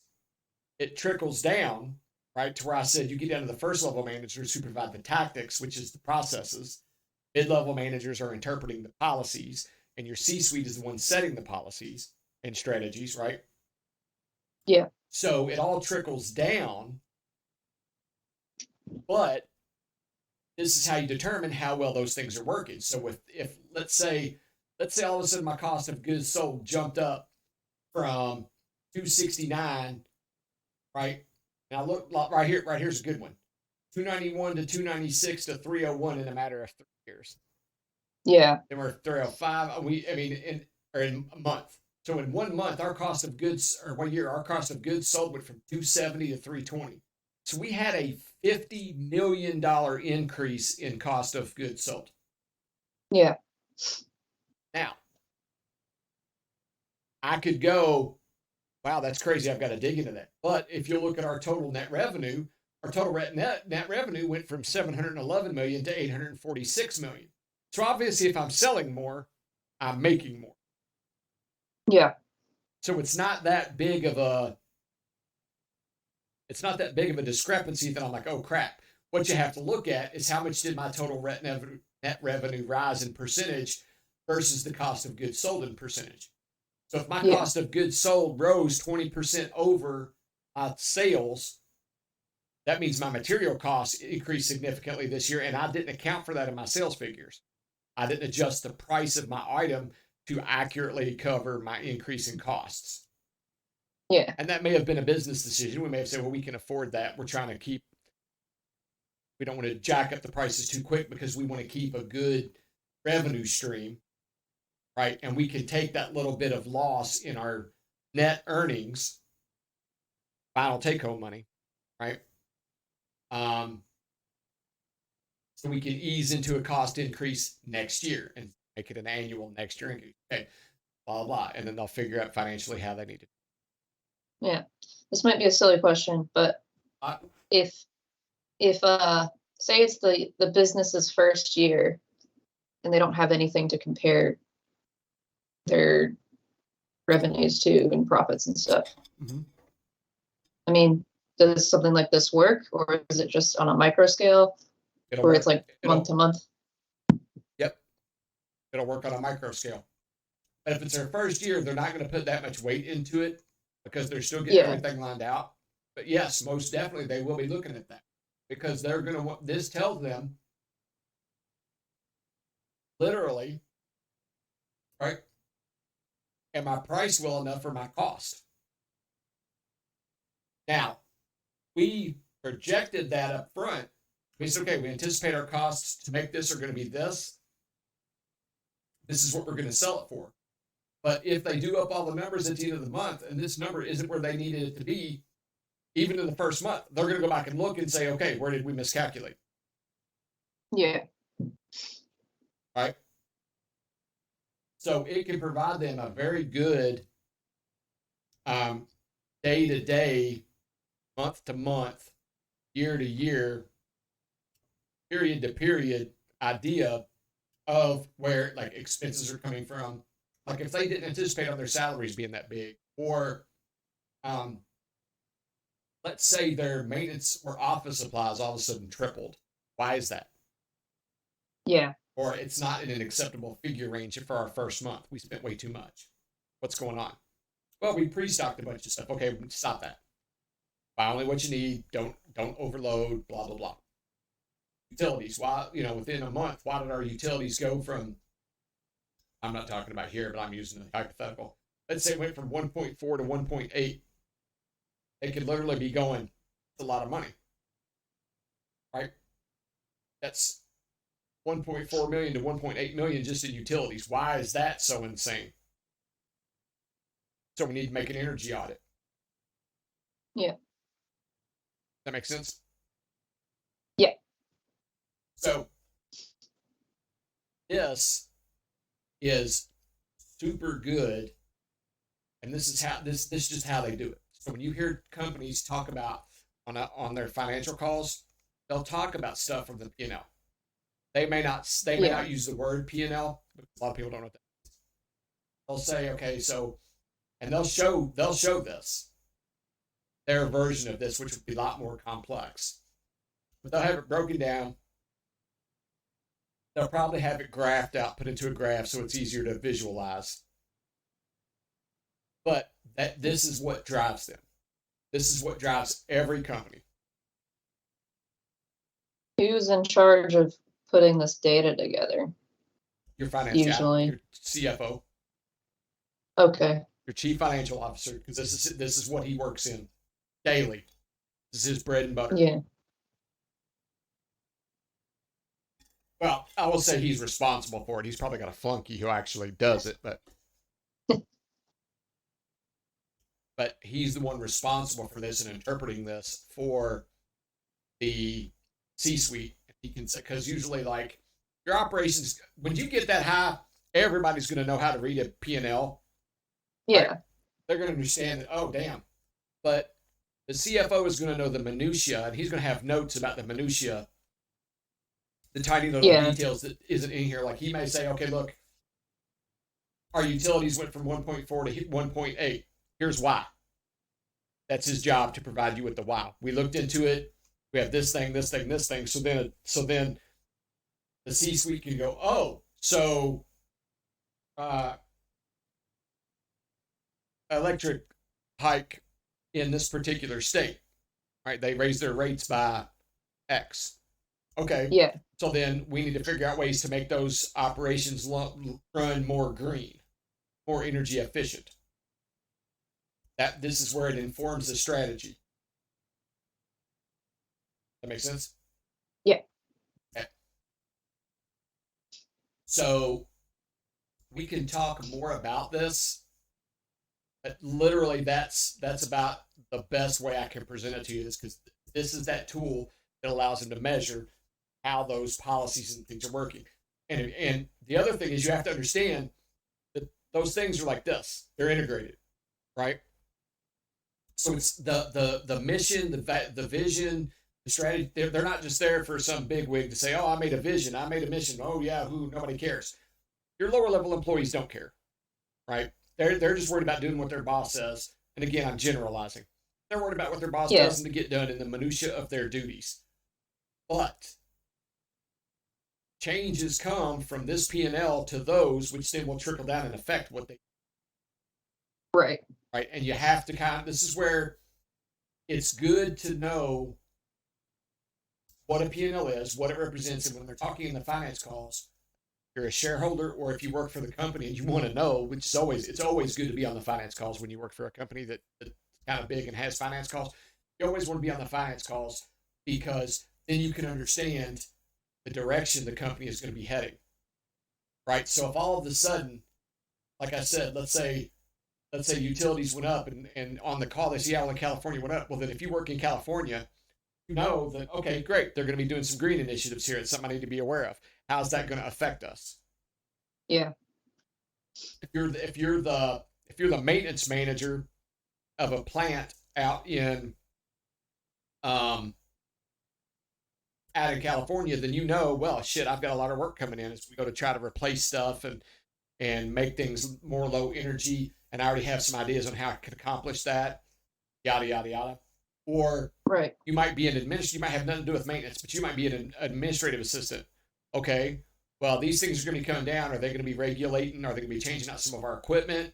Are they going to be regulating like a blackout period or lower lights? How's that going to affect the office that I work in? So I can inform people as these rules and strategies are implemented down.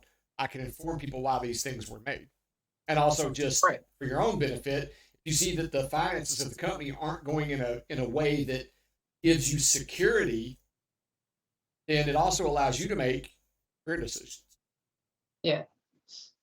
Right. So take, for example, and again, I'm going to use Google.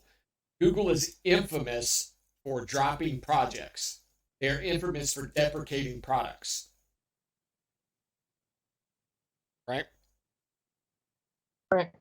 So if you're on a call and you're hearing that your product line isn't that profitable or isn't meeting expectations, right? You know something's going to change.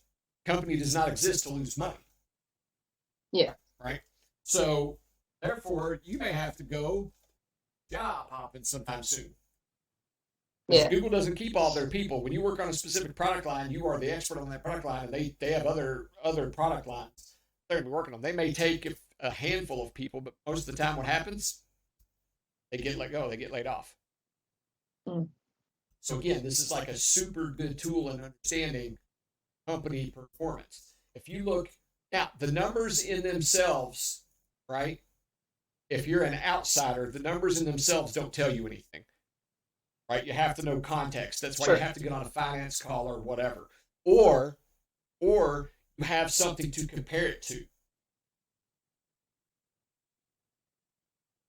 Like if I had last year's, I had this is a 2018 statement. If I had 2017 statement and all the numbers were literally higher last year, somehow we tanked in January and we're barely pulling it out. We only made this little bit of improvement, right? That at least tells me something, even though I'm not inside the company. Yeah. Right. And that's something that you can't, it's not easy to do. I wouldn't expect you to just be able to just pick up a couple of P&Ls and go, oh, well, this looks bad. Because there's context to it. You have to be on the calls. You have to. So this also talks about like the programs and the questions that I'm telling you to ask. Companies spend money on that. Mm-hmm. Right? Companies spend money on their social programs. So if that comes up in a call and they're like, well, this program didn't meet expectations, or we're going to cut that program. So again, even at a lower level, if you're interested in those kind of things, let's say they had a particular educational program that you got on board for because that company was doing great. All of a sudden you hear in a call that, well, it's costing us too much. We're going to have to scale back. Well, you know that you're kind of fucked now. Yeah. You joined for a particular remember, and we talked about strategizing how we apply for jobs and the jobs that we accept. If you did it for X, and then that X is about ready to, and it doesn't have to be like an educational program. Let's say, for example, you got a job because you were going to learn a particular thing. You were going to learn a skill set. Yeah. Well, here's a good one. We found out that enterprise-wide licensing for that product is too much, so we're going to have to go with a lesser expensive product. Shit, that's why you joined the company, because they were using this product that you really wanted to get experience with. Yeah. Right? So if they're all of a sudden saying, well, because of our licensing expenditures for these products, we're going to have to reduce those and find cheaper alternatives. Well, that was your whole reason for being there. So why are you going to stay? You're going to know that you're going to have to start looking for another position. Right? Yeah. Now, they may not get rid of that particular thing that kept you there, but I'm just saying these are how those kind of decisions affect everybody from the top down. Right. Right. Good. Yeah. Questions. This is all I had for tonight. Wanted to start on corporate structure and then talk about the P&L, because these develop the strategies and everything. And the next class we'll talk about how these affect. We'll go into a little bit more detail about how these affect things. I've got some. I'm going to do like a bottom up. This was a top down. I'm going to do kind of a bottom up. Where I used to work for a company called Greif. I actually had to put together well, I didn't have to, I did because it was fucking smart. But they implemented what's called lean manufacturing. I think I told you what that is. They call it continuous improvement now. Okay. And actually, that's going to be one of the things I'm going to be teaching you in some of these courses is the continuous improvement mindset. Yeah. Anyway, they implemented what's called lean manufacturing, which is a derivative of the Toyota production system. And it's basically how to organize your operations to operate more efficiently and effectively. Yeah. Okay. And that operations could be administrative operations, it could be production operations, it could be distribution operations. But the single goal is to take waste out of the system, whether it's wasted hours, wasted energy, wasted product, whatever it is. It's to take that out of the system so you can run as efficiently and effectively as possible. And efficiently and effectively are not the same thing. Did you know that? No. Okay. So I'm going to give you a little, and we'll wrap this up, but just to give you a little example. All right. I have a machine that can run 10,000 pieces a minute. If I'm only running 5,000 pieces a minute, that's not very efficient, is it? Because the machine can run 10,000.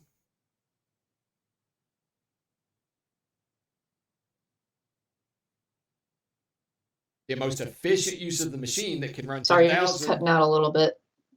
Sorry. What about now? You're good. Am I still cutting out? It should be good now. Yeah. Okay. So if you have a machine that Maybe. it might be on your end because you're kind of freezing out on me a little bit. I think it's me. Hold on.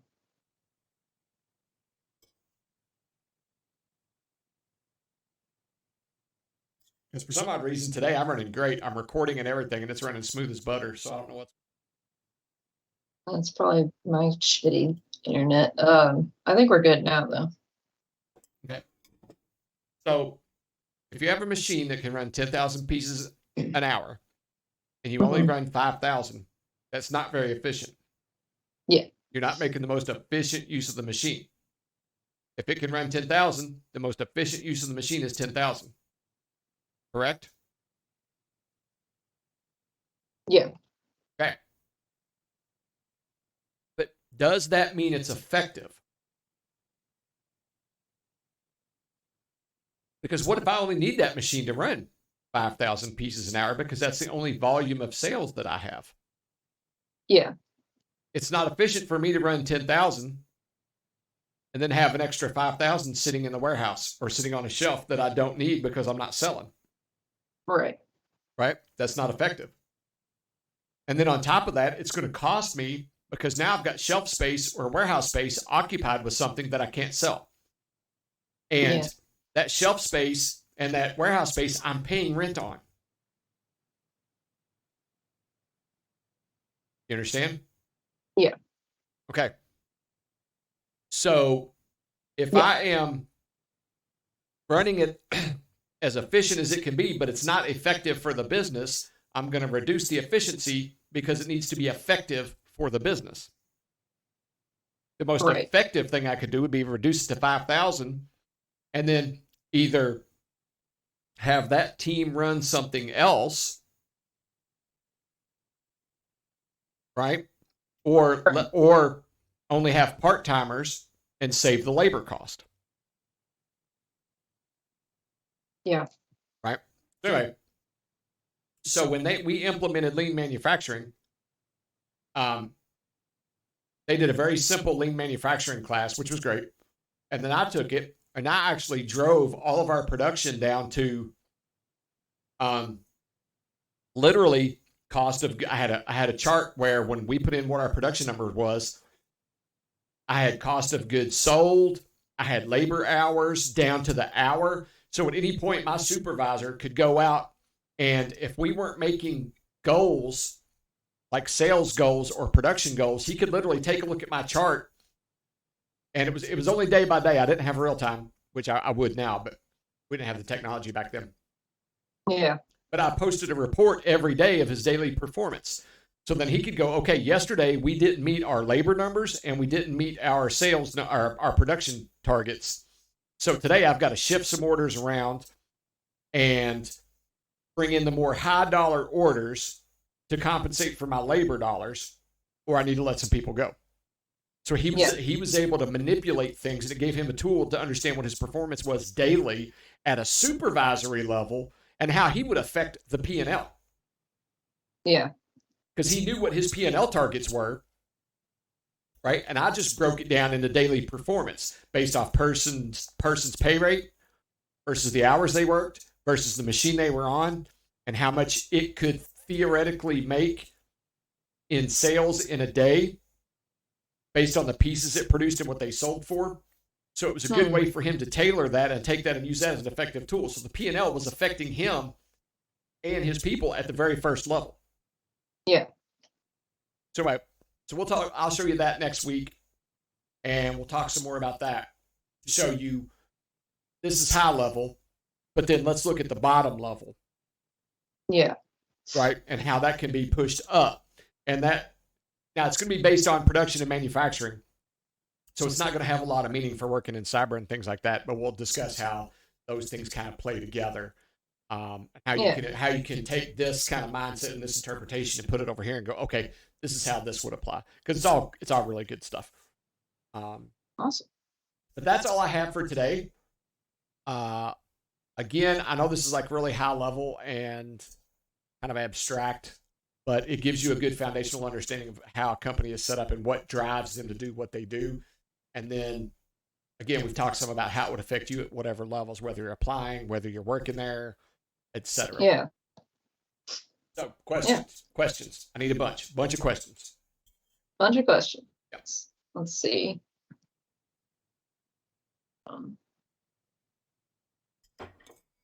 And I will send these to you. Oh, sweet.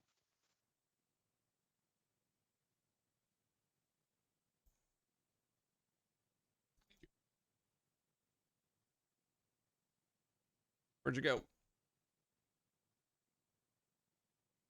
So is any of this information, where'd I go? Is any of it what? What did you say? Hello? Hello? Sorry, my internet must be. Is any of this like the PL? Is that like public knowledge, or I mean, probably not. It's not like something I could just look at. So generally, some of them will post they will post an edited, I guess, or condensed form on their website, but usually they will only go over a P&L and a finance call with shareholders, because you don't want other people know how well you're performing, what your cost of goods, because that can give away some secrets. So you generally don't want that just to be like publicly accessible. That makes sense. Yeah, that makes sense. No, yeah. Because I guess I was asking if I was looking at, a company I wanted to work at, it's like, how would I access things that might give me an idea of how they're doing, or So that's where you're going to go on, because I told you before about going on to most of your large companies will have a finance section on their website, yeah, just like they'll have for social programs and everything like that. They may not give you the okay, exact P&L, but in there they will talk about the P&L categories and yeah, sales and cost of goods, and they'll have the terms in there. That's why it's important that you understand that. okay, yeah,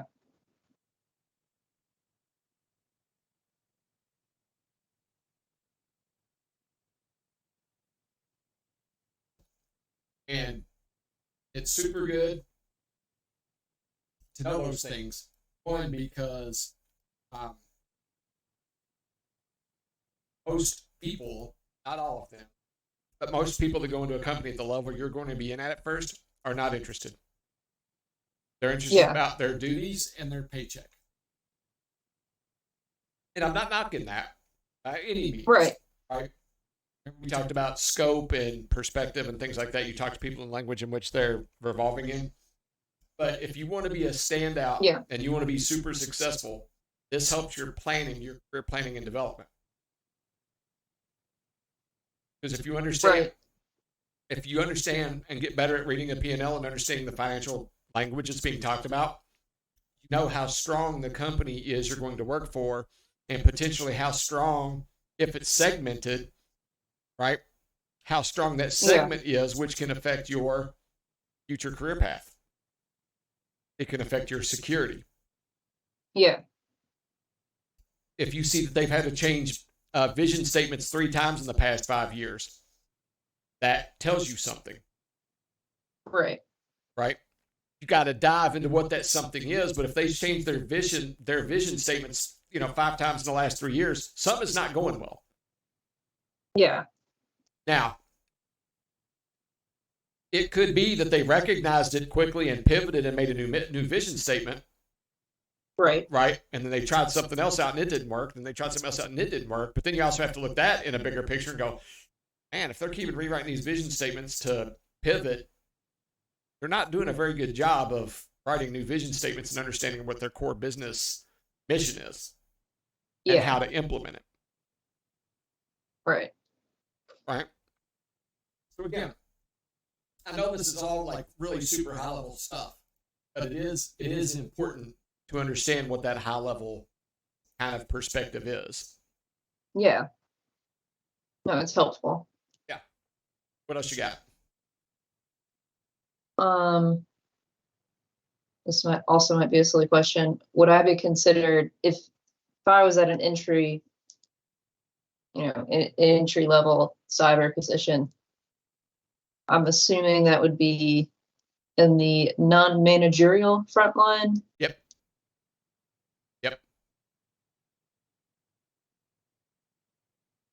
And then I would report to a director of whatever team I'm on. Well, generally you would report to like a team lead first. Team lead. Okay. Yeah. You wouldn't report directly. You wouldn't report directly to a director. You'd report to a team lead. Yeah. The team has its own hierarchy as well. Yeah. You report to a team lead or a manager, depending on how it's set up. If it's big, you'll report. If there's like a bunch of sections within the cyber organization, you'll generally report to a team lead. Like if it's huge, where there's a ton of malware scanning, you might be on the malware team, right? So you're going to work under the malware team lead, and he'll report to the IT manager of that section, who will then report to the IT director. Right. But it totally depends on how big the organization is, on how it's structured. Yeah. Now, do you also remember the conversation we had about being a manager and being in management? I don't. Okay. So you can be in management without being a manager. Right. How is that? How's that possible? Well, a manager is a person who's in a position of authority that manages other people. But you also have management functions, right? Management functions is like compliance, governance, and things of that nature, right? So if Yeah. you work in a governance or a compliance or an auditing, you're not a manager, but you're fulfilling part of a management function or a management duty. Does that Yeah. make sense? Yeah. Or if you work at a higher hierarchy, let's say you're a bottom level technician, but you're working at Alphabet, the top of Google, right? Yeah. You kind of are perceived as a management role.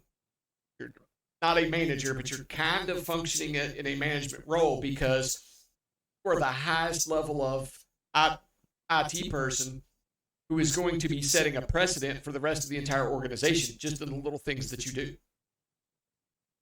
Right. So there's a perspective there that you have to take, an understanding that you're not a manager by any means, not at all. You can't tell anybody what to do. You can't do this. You can't do that. But you are considered like in a management environment because you're at the top tier of the organization. And people will be looking to that top tier for guidance, leadership, answers, things like that. Because generally, when you're at the organization level like that, that's what you're doing. Is you're setting, even though it's a minuscule thing for you, if you're setting on how to configure something, that configuration will get passed to the entire organization because it's the standard. Yeah. Does that make sense? Yeah. Okay.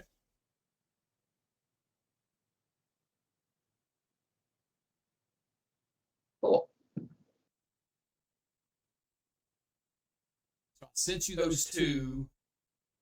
You get them here. I sent you both documents. Now, I believe you were supposed to have something done today, based off my calendar. Yes. So we've got my cert appointment, setting up that. And then apply to a job or a few jobs. Yeah, the applying to the jobs, like I said, that's not a rush. I just like you to get some of those done. But also got exam objectives. Yeah. I did not get to that today, but I did start my finance for the cert for April 1st. Awesome.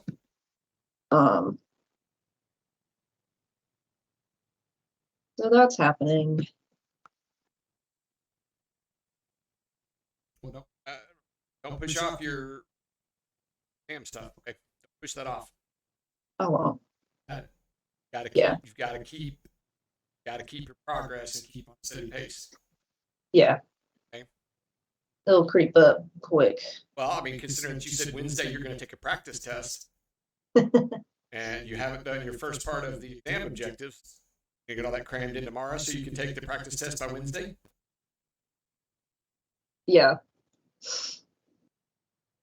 Okay. And I want you to send me the results of your practice test. You just text them to me. Or email them to me. See how well you're doing on your practice test. Awesome. Right. And also, don't forget, take notes if there's something that you're going to need assistance with anything, knowledge-wise. Yeah. Yeah, you mean on the cert? Yeah, on your studying, too. If you run across something you're studying that you like are really struggling with, and it's something I can answer, I want you to notate that stuff and say, okay, I really struggle with this, and I may be able to help you. If not, I can help you find resources to understand it. Job, kiddo. Right. Good job. It's my job, kiddo. Okay. Yes. So sick, you've got a good plan here, and it is aggressive, but you need to try to stick with it as much as you can. Right. Okay. Thanks for asking about it.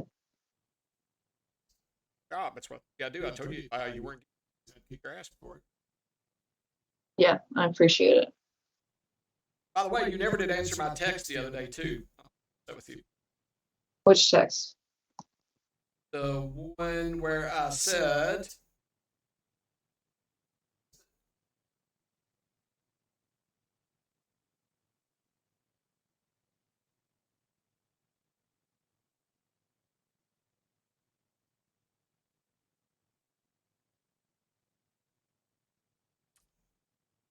oh, it was an email. Sorry, it was an email. Text. Oh, Paper. I can't see it on my. I'm sorry. Yeah, I'm not great about the email. I had sent you an email. Well, it was in response to something you'd sent me. We were kind of going back and forth. My email started. Yeah, Because the I'd said I found or have a power. oh, the cord, Yeah, so plus I wanted to. and then You never did sorry. answer me, so I thought you were just being an asshole, honestly. No, I'm not an No, asshole. You know I'm kidding. Okay. You know I'm kidding. At least I hope you know I'm kidding. I can be gullible. I don't know. Nah, you're fine. Yeah, sorry, buddy. Not a big deal. Because if you still need that, I have plenty of power cords here. And yeah, I need to grab that. okay. So whenever you got time, just holler at me and we can meet somewhere. I can bring it out there. You can come out here, whatever. I've got All that. right. I've got your gift, and some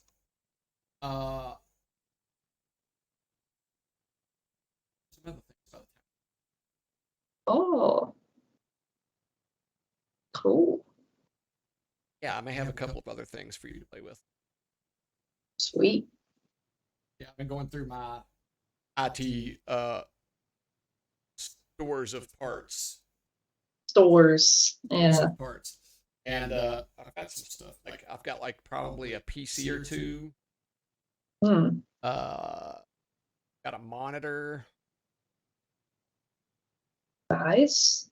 Yeah, so You got a whole lab before you know it.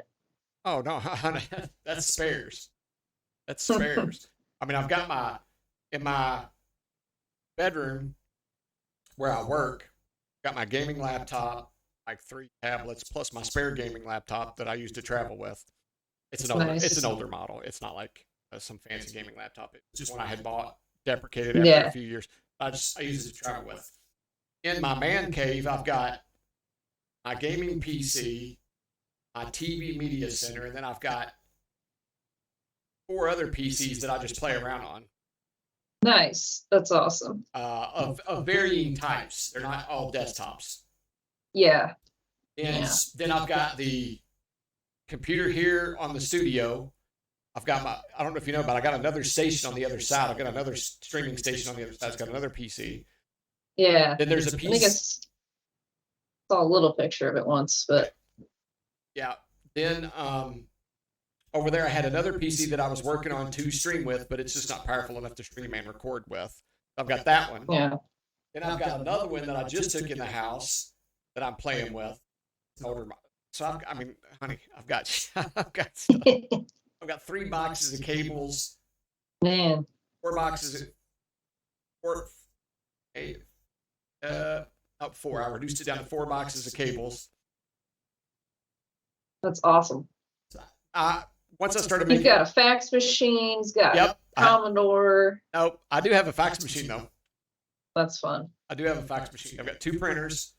One's a Do lady. you use it for anything, or does it just like nostalgia? No, well, when I have to print stuff, I mean, I got it to use. One of my got for that one I got rid of. Yeah, there for a while I was having to print a lot of stuff for the kids at school. It's a little bit of an older, but I was having to print a lot of stuff for the kids at school, and then also when I was mentoring my first set of young mentorees, I would print out a lot of resources for them and give them to them. Yeah. Because like this was before the cloud stuff came up, so it's been sitting for a few years. I mean, I still use it occasionally. I have to print out rental receipts for my rental property. Yeah. Stuff like that. It's always good to have them. Oh, I love printing. I mean, I like reading things in my hand sometimes. Yes, and the other thing is like, especially in the kind of stuff you're going to be getting into, like I have rooms where I can't take a computer into it, and I can't print anything off of it because it's classified.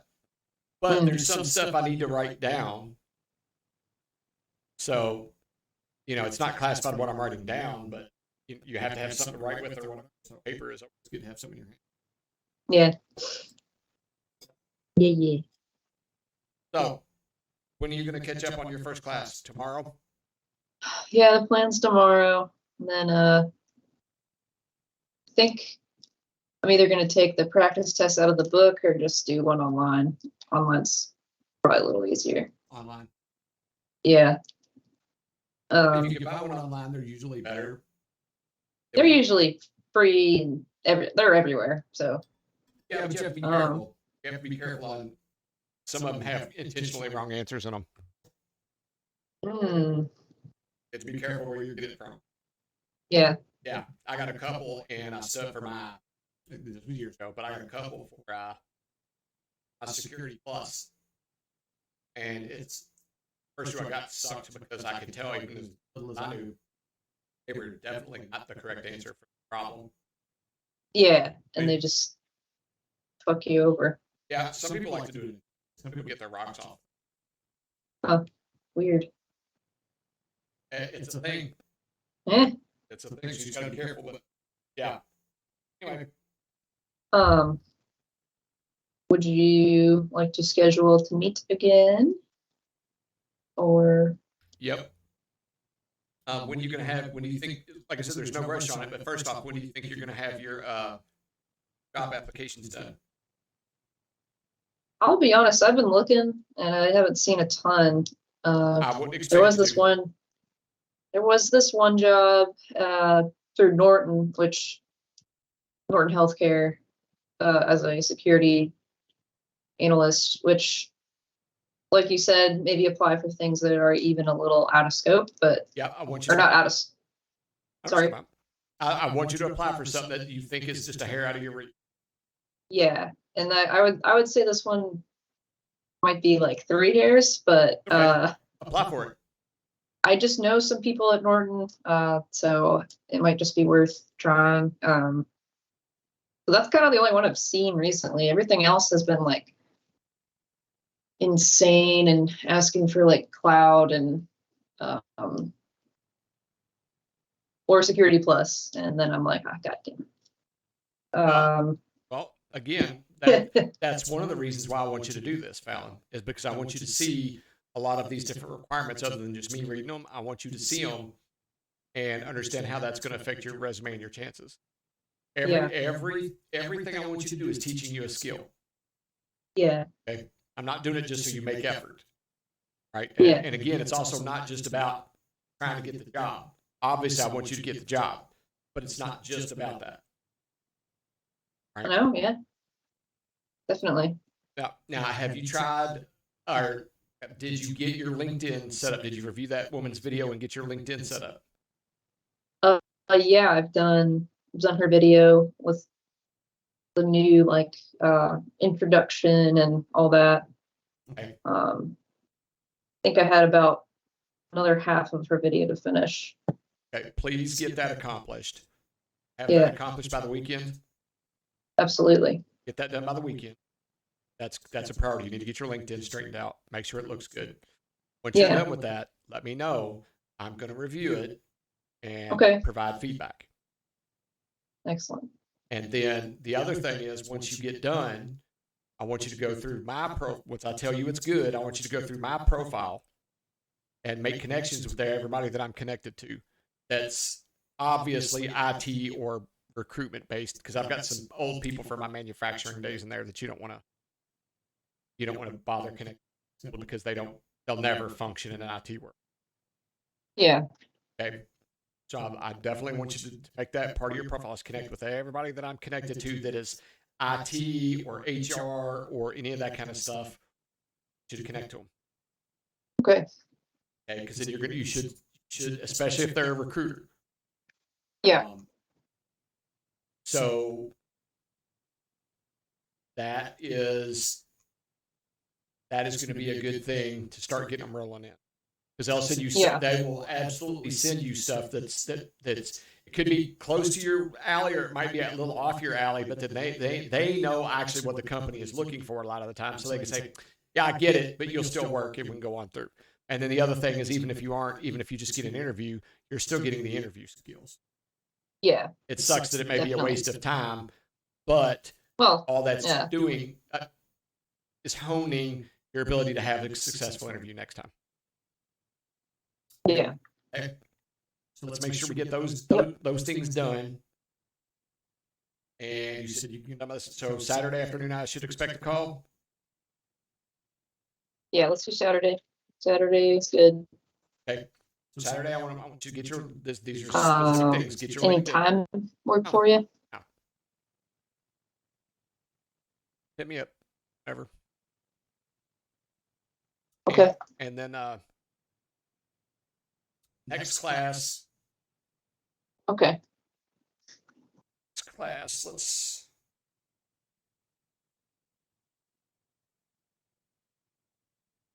make next class next Tuesday. Go back to Tuesday if you don't care. No, I don't. Monday through well, hold on. Monday through me. Even though we set it up at 3. Right. 7 o'clock.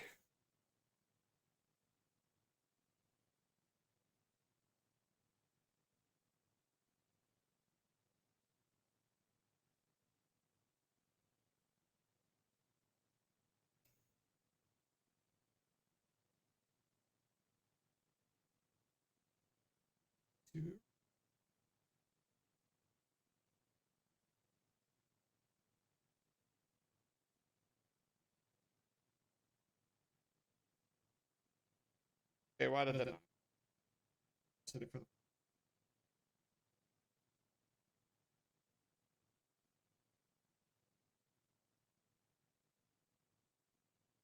there you go. It's been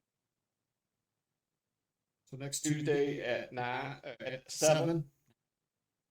Next Tuesday we'll have our next class. Okay. I'll send you an invite for that.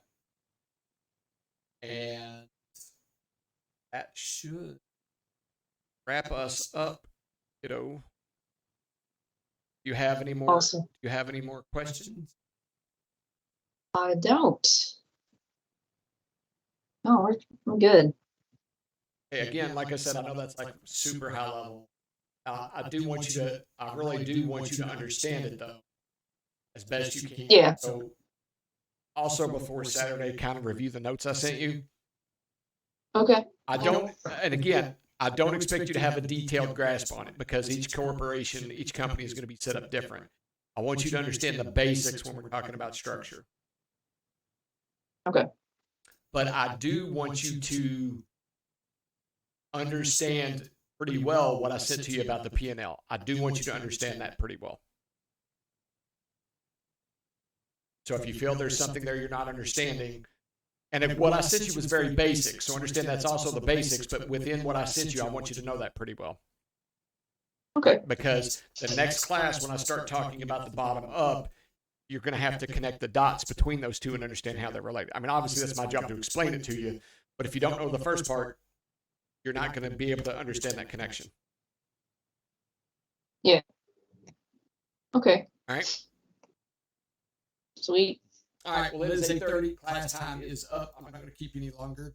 I hope you enjoyed today's class, Corporate Structure and Driving Forces by Whitehall Studios. It was excellent. Most excellent. All right. Awesome. And that will be. Yeah. And let me know that you did your studying tomorrow too. I'm going to keep now. I've got to keep you under my thumb. Yeah. Get your studying done. Just text me and say I studied. I gotcha. And don't fib to me either. No fibbing. Fib to me saying it when you didn't. All right. Well, you have a good night, and I will talk to you soon. All right, Arthur. All right. Have a good night. See ya.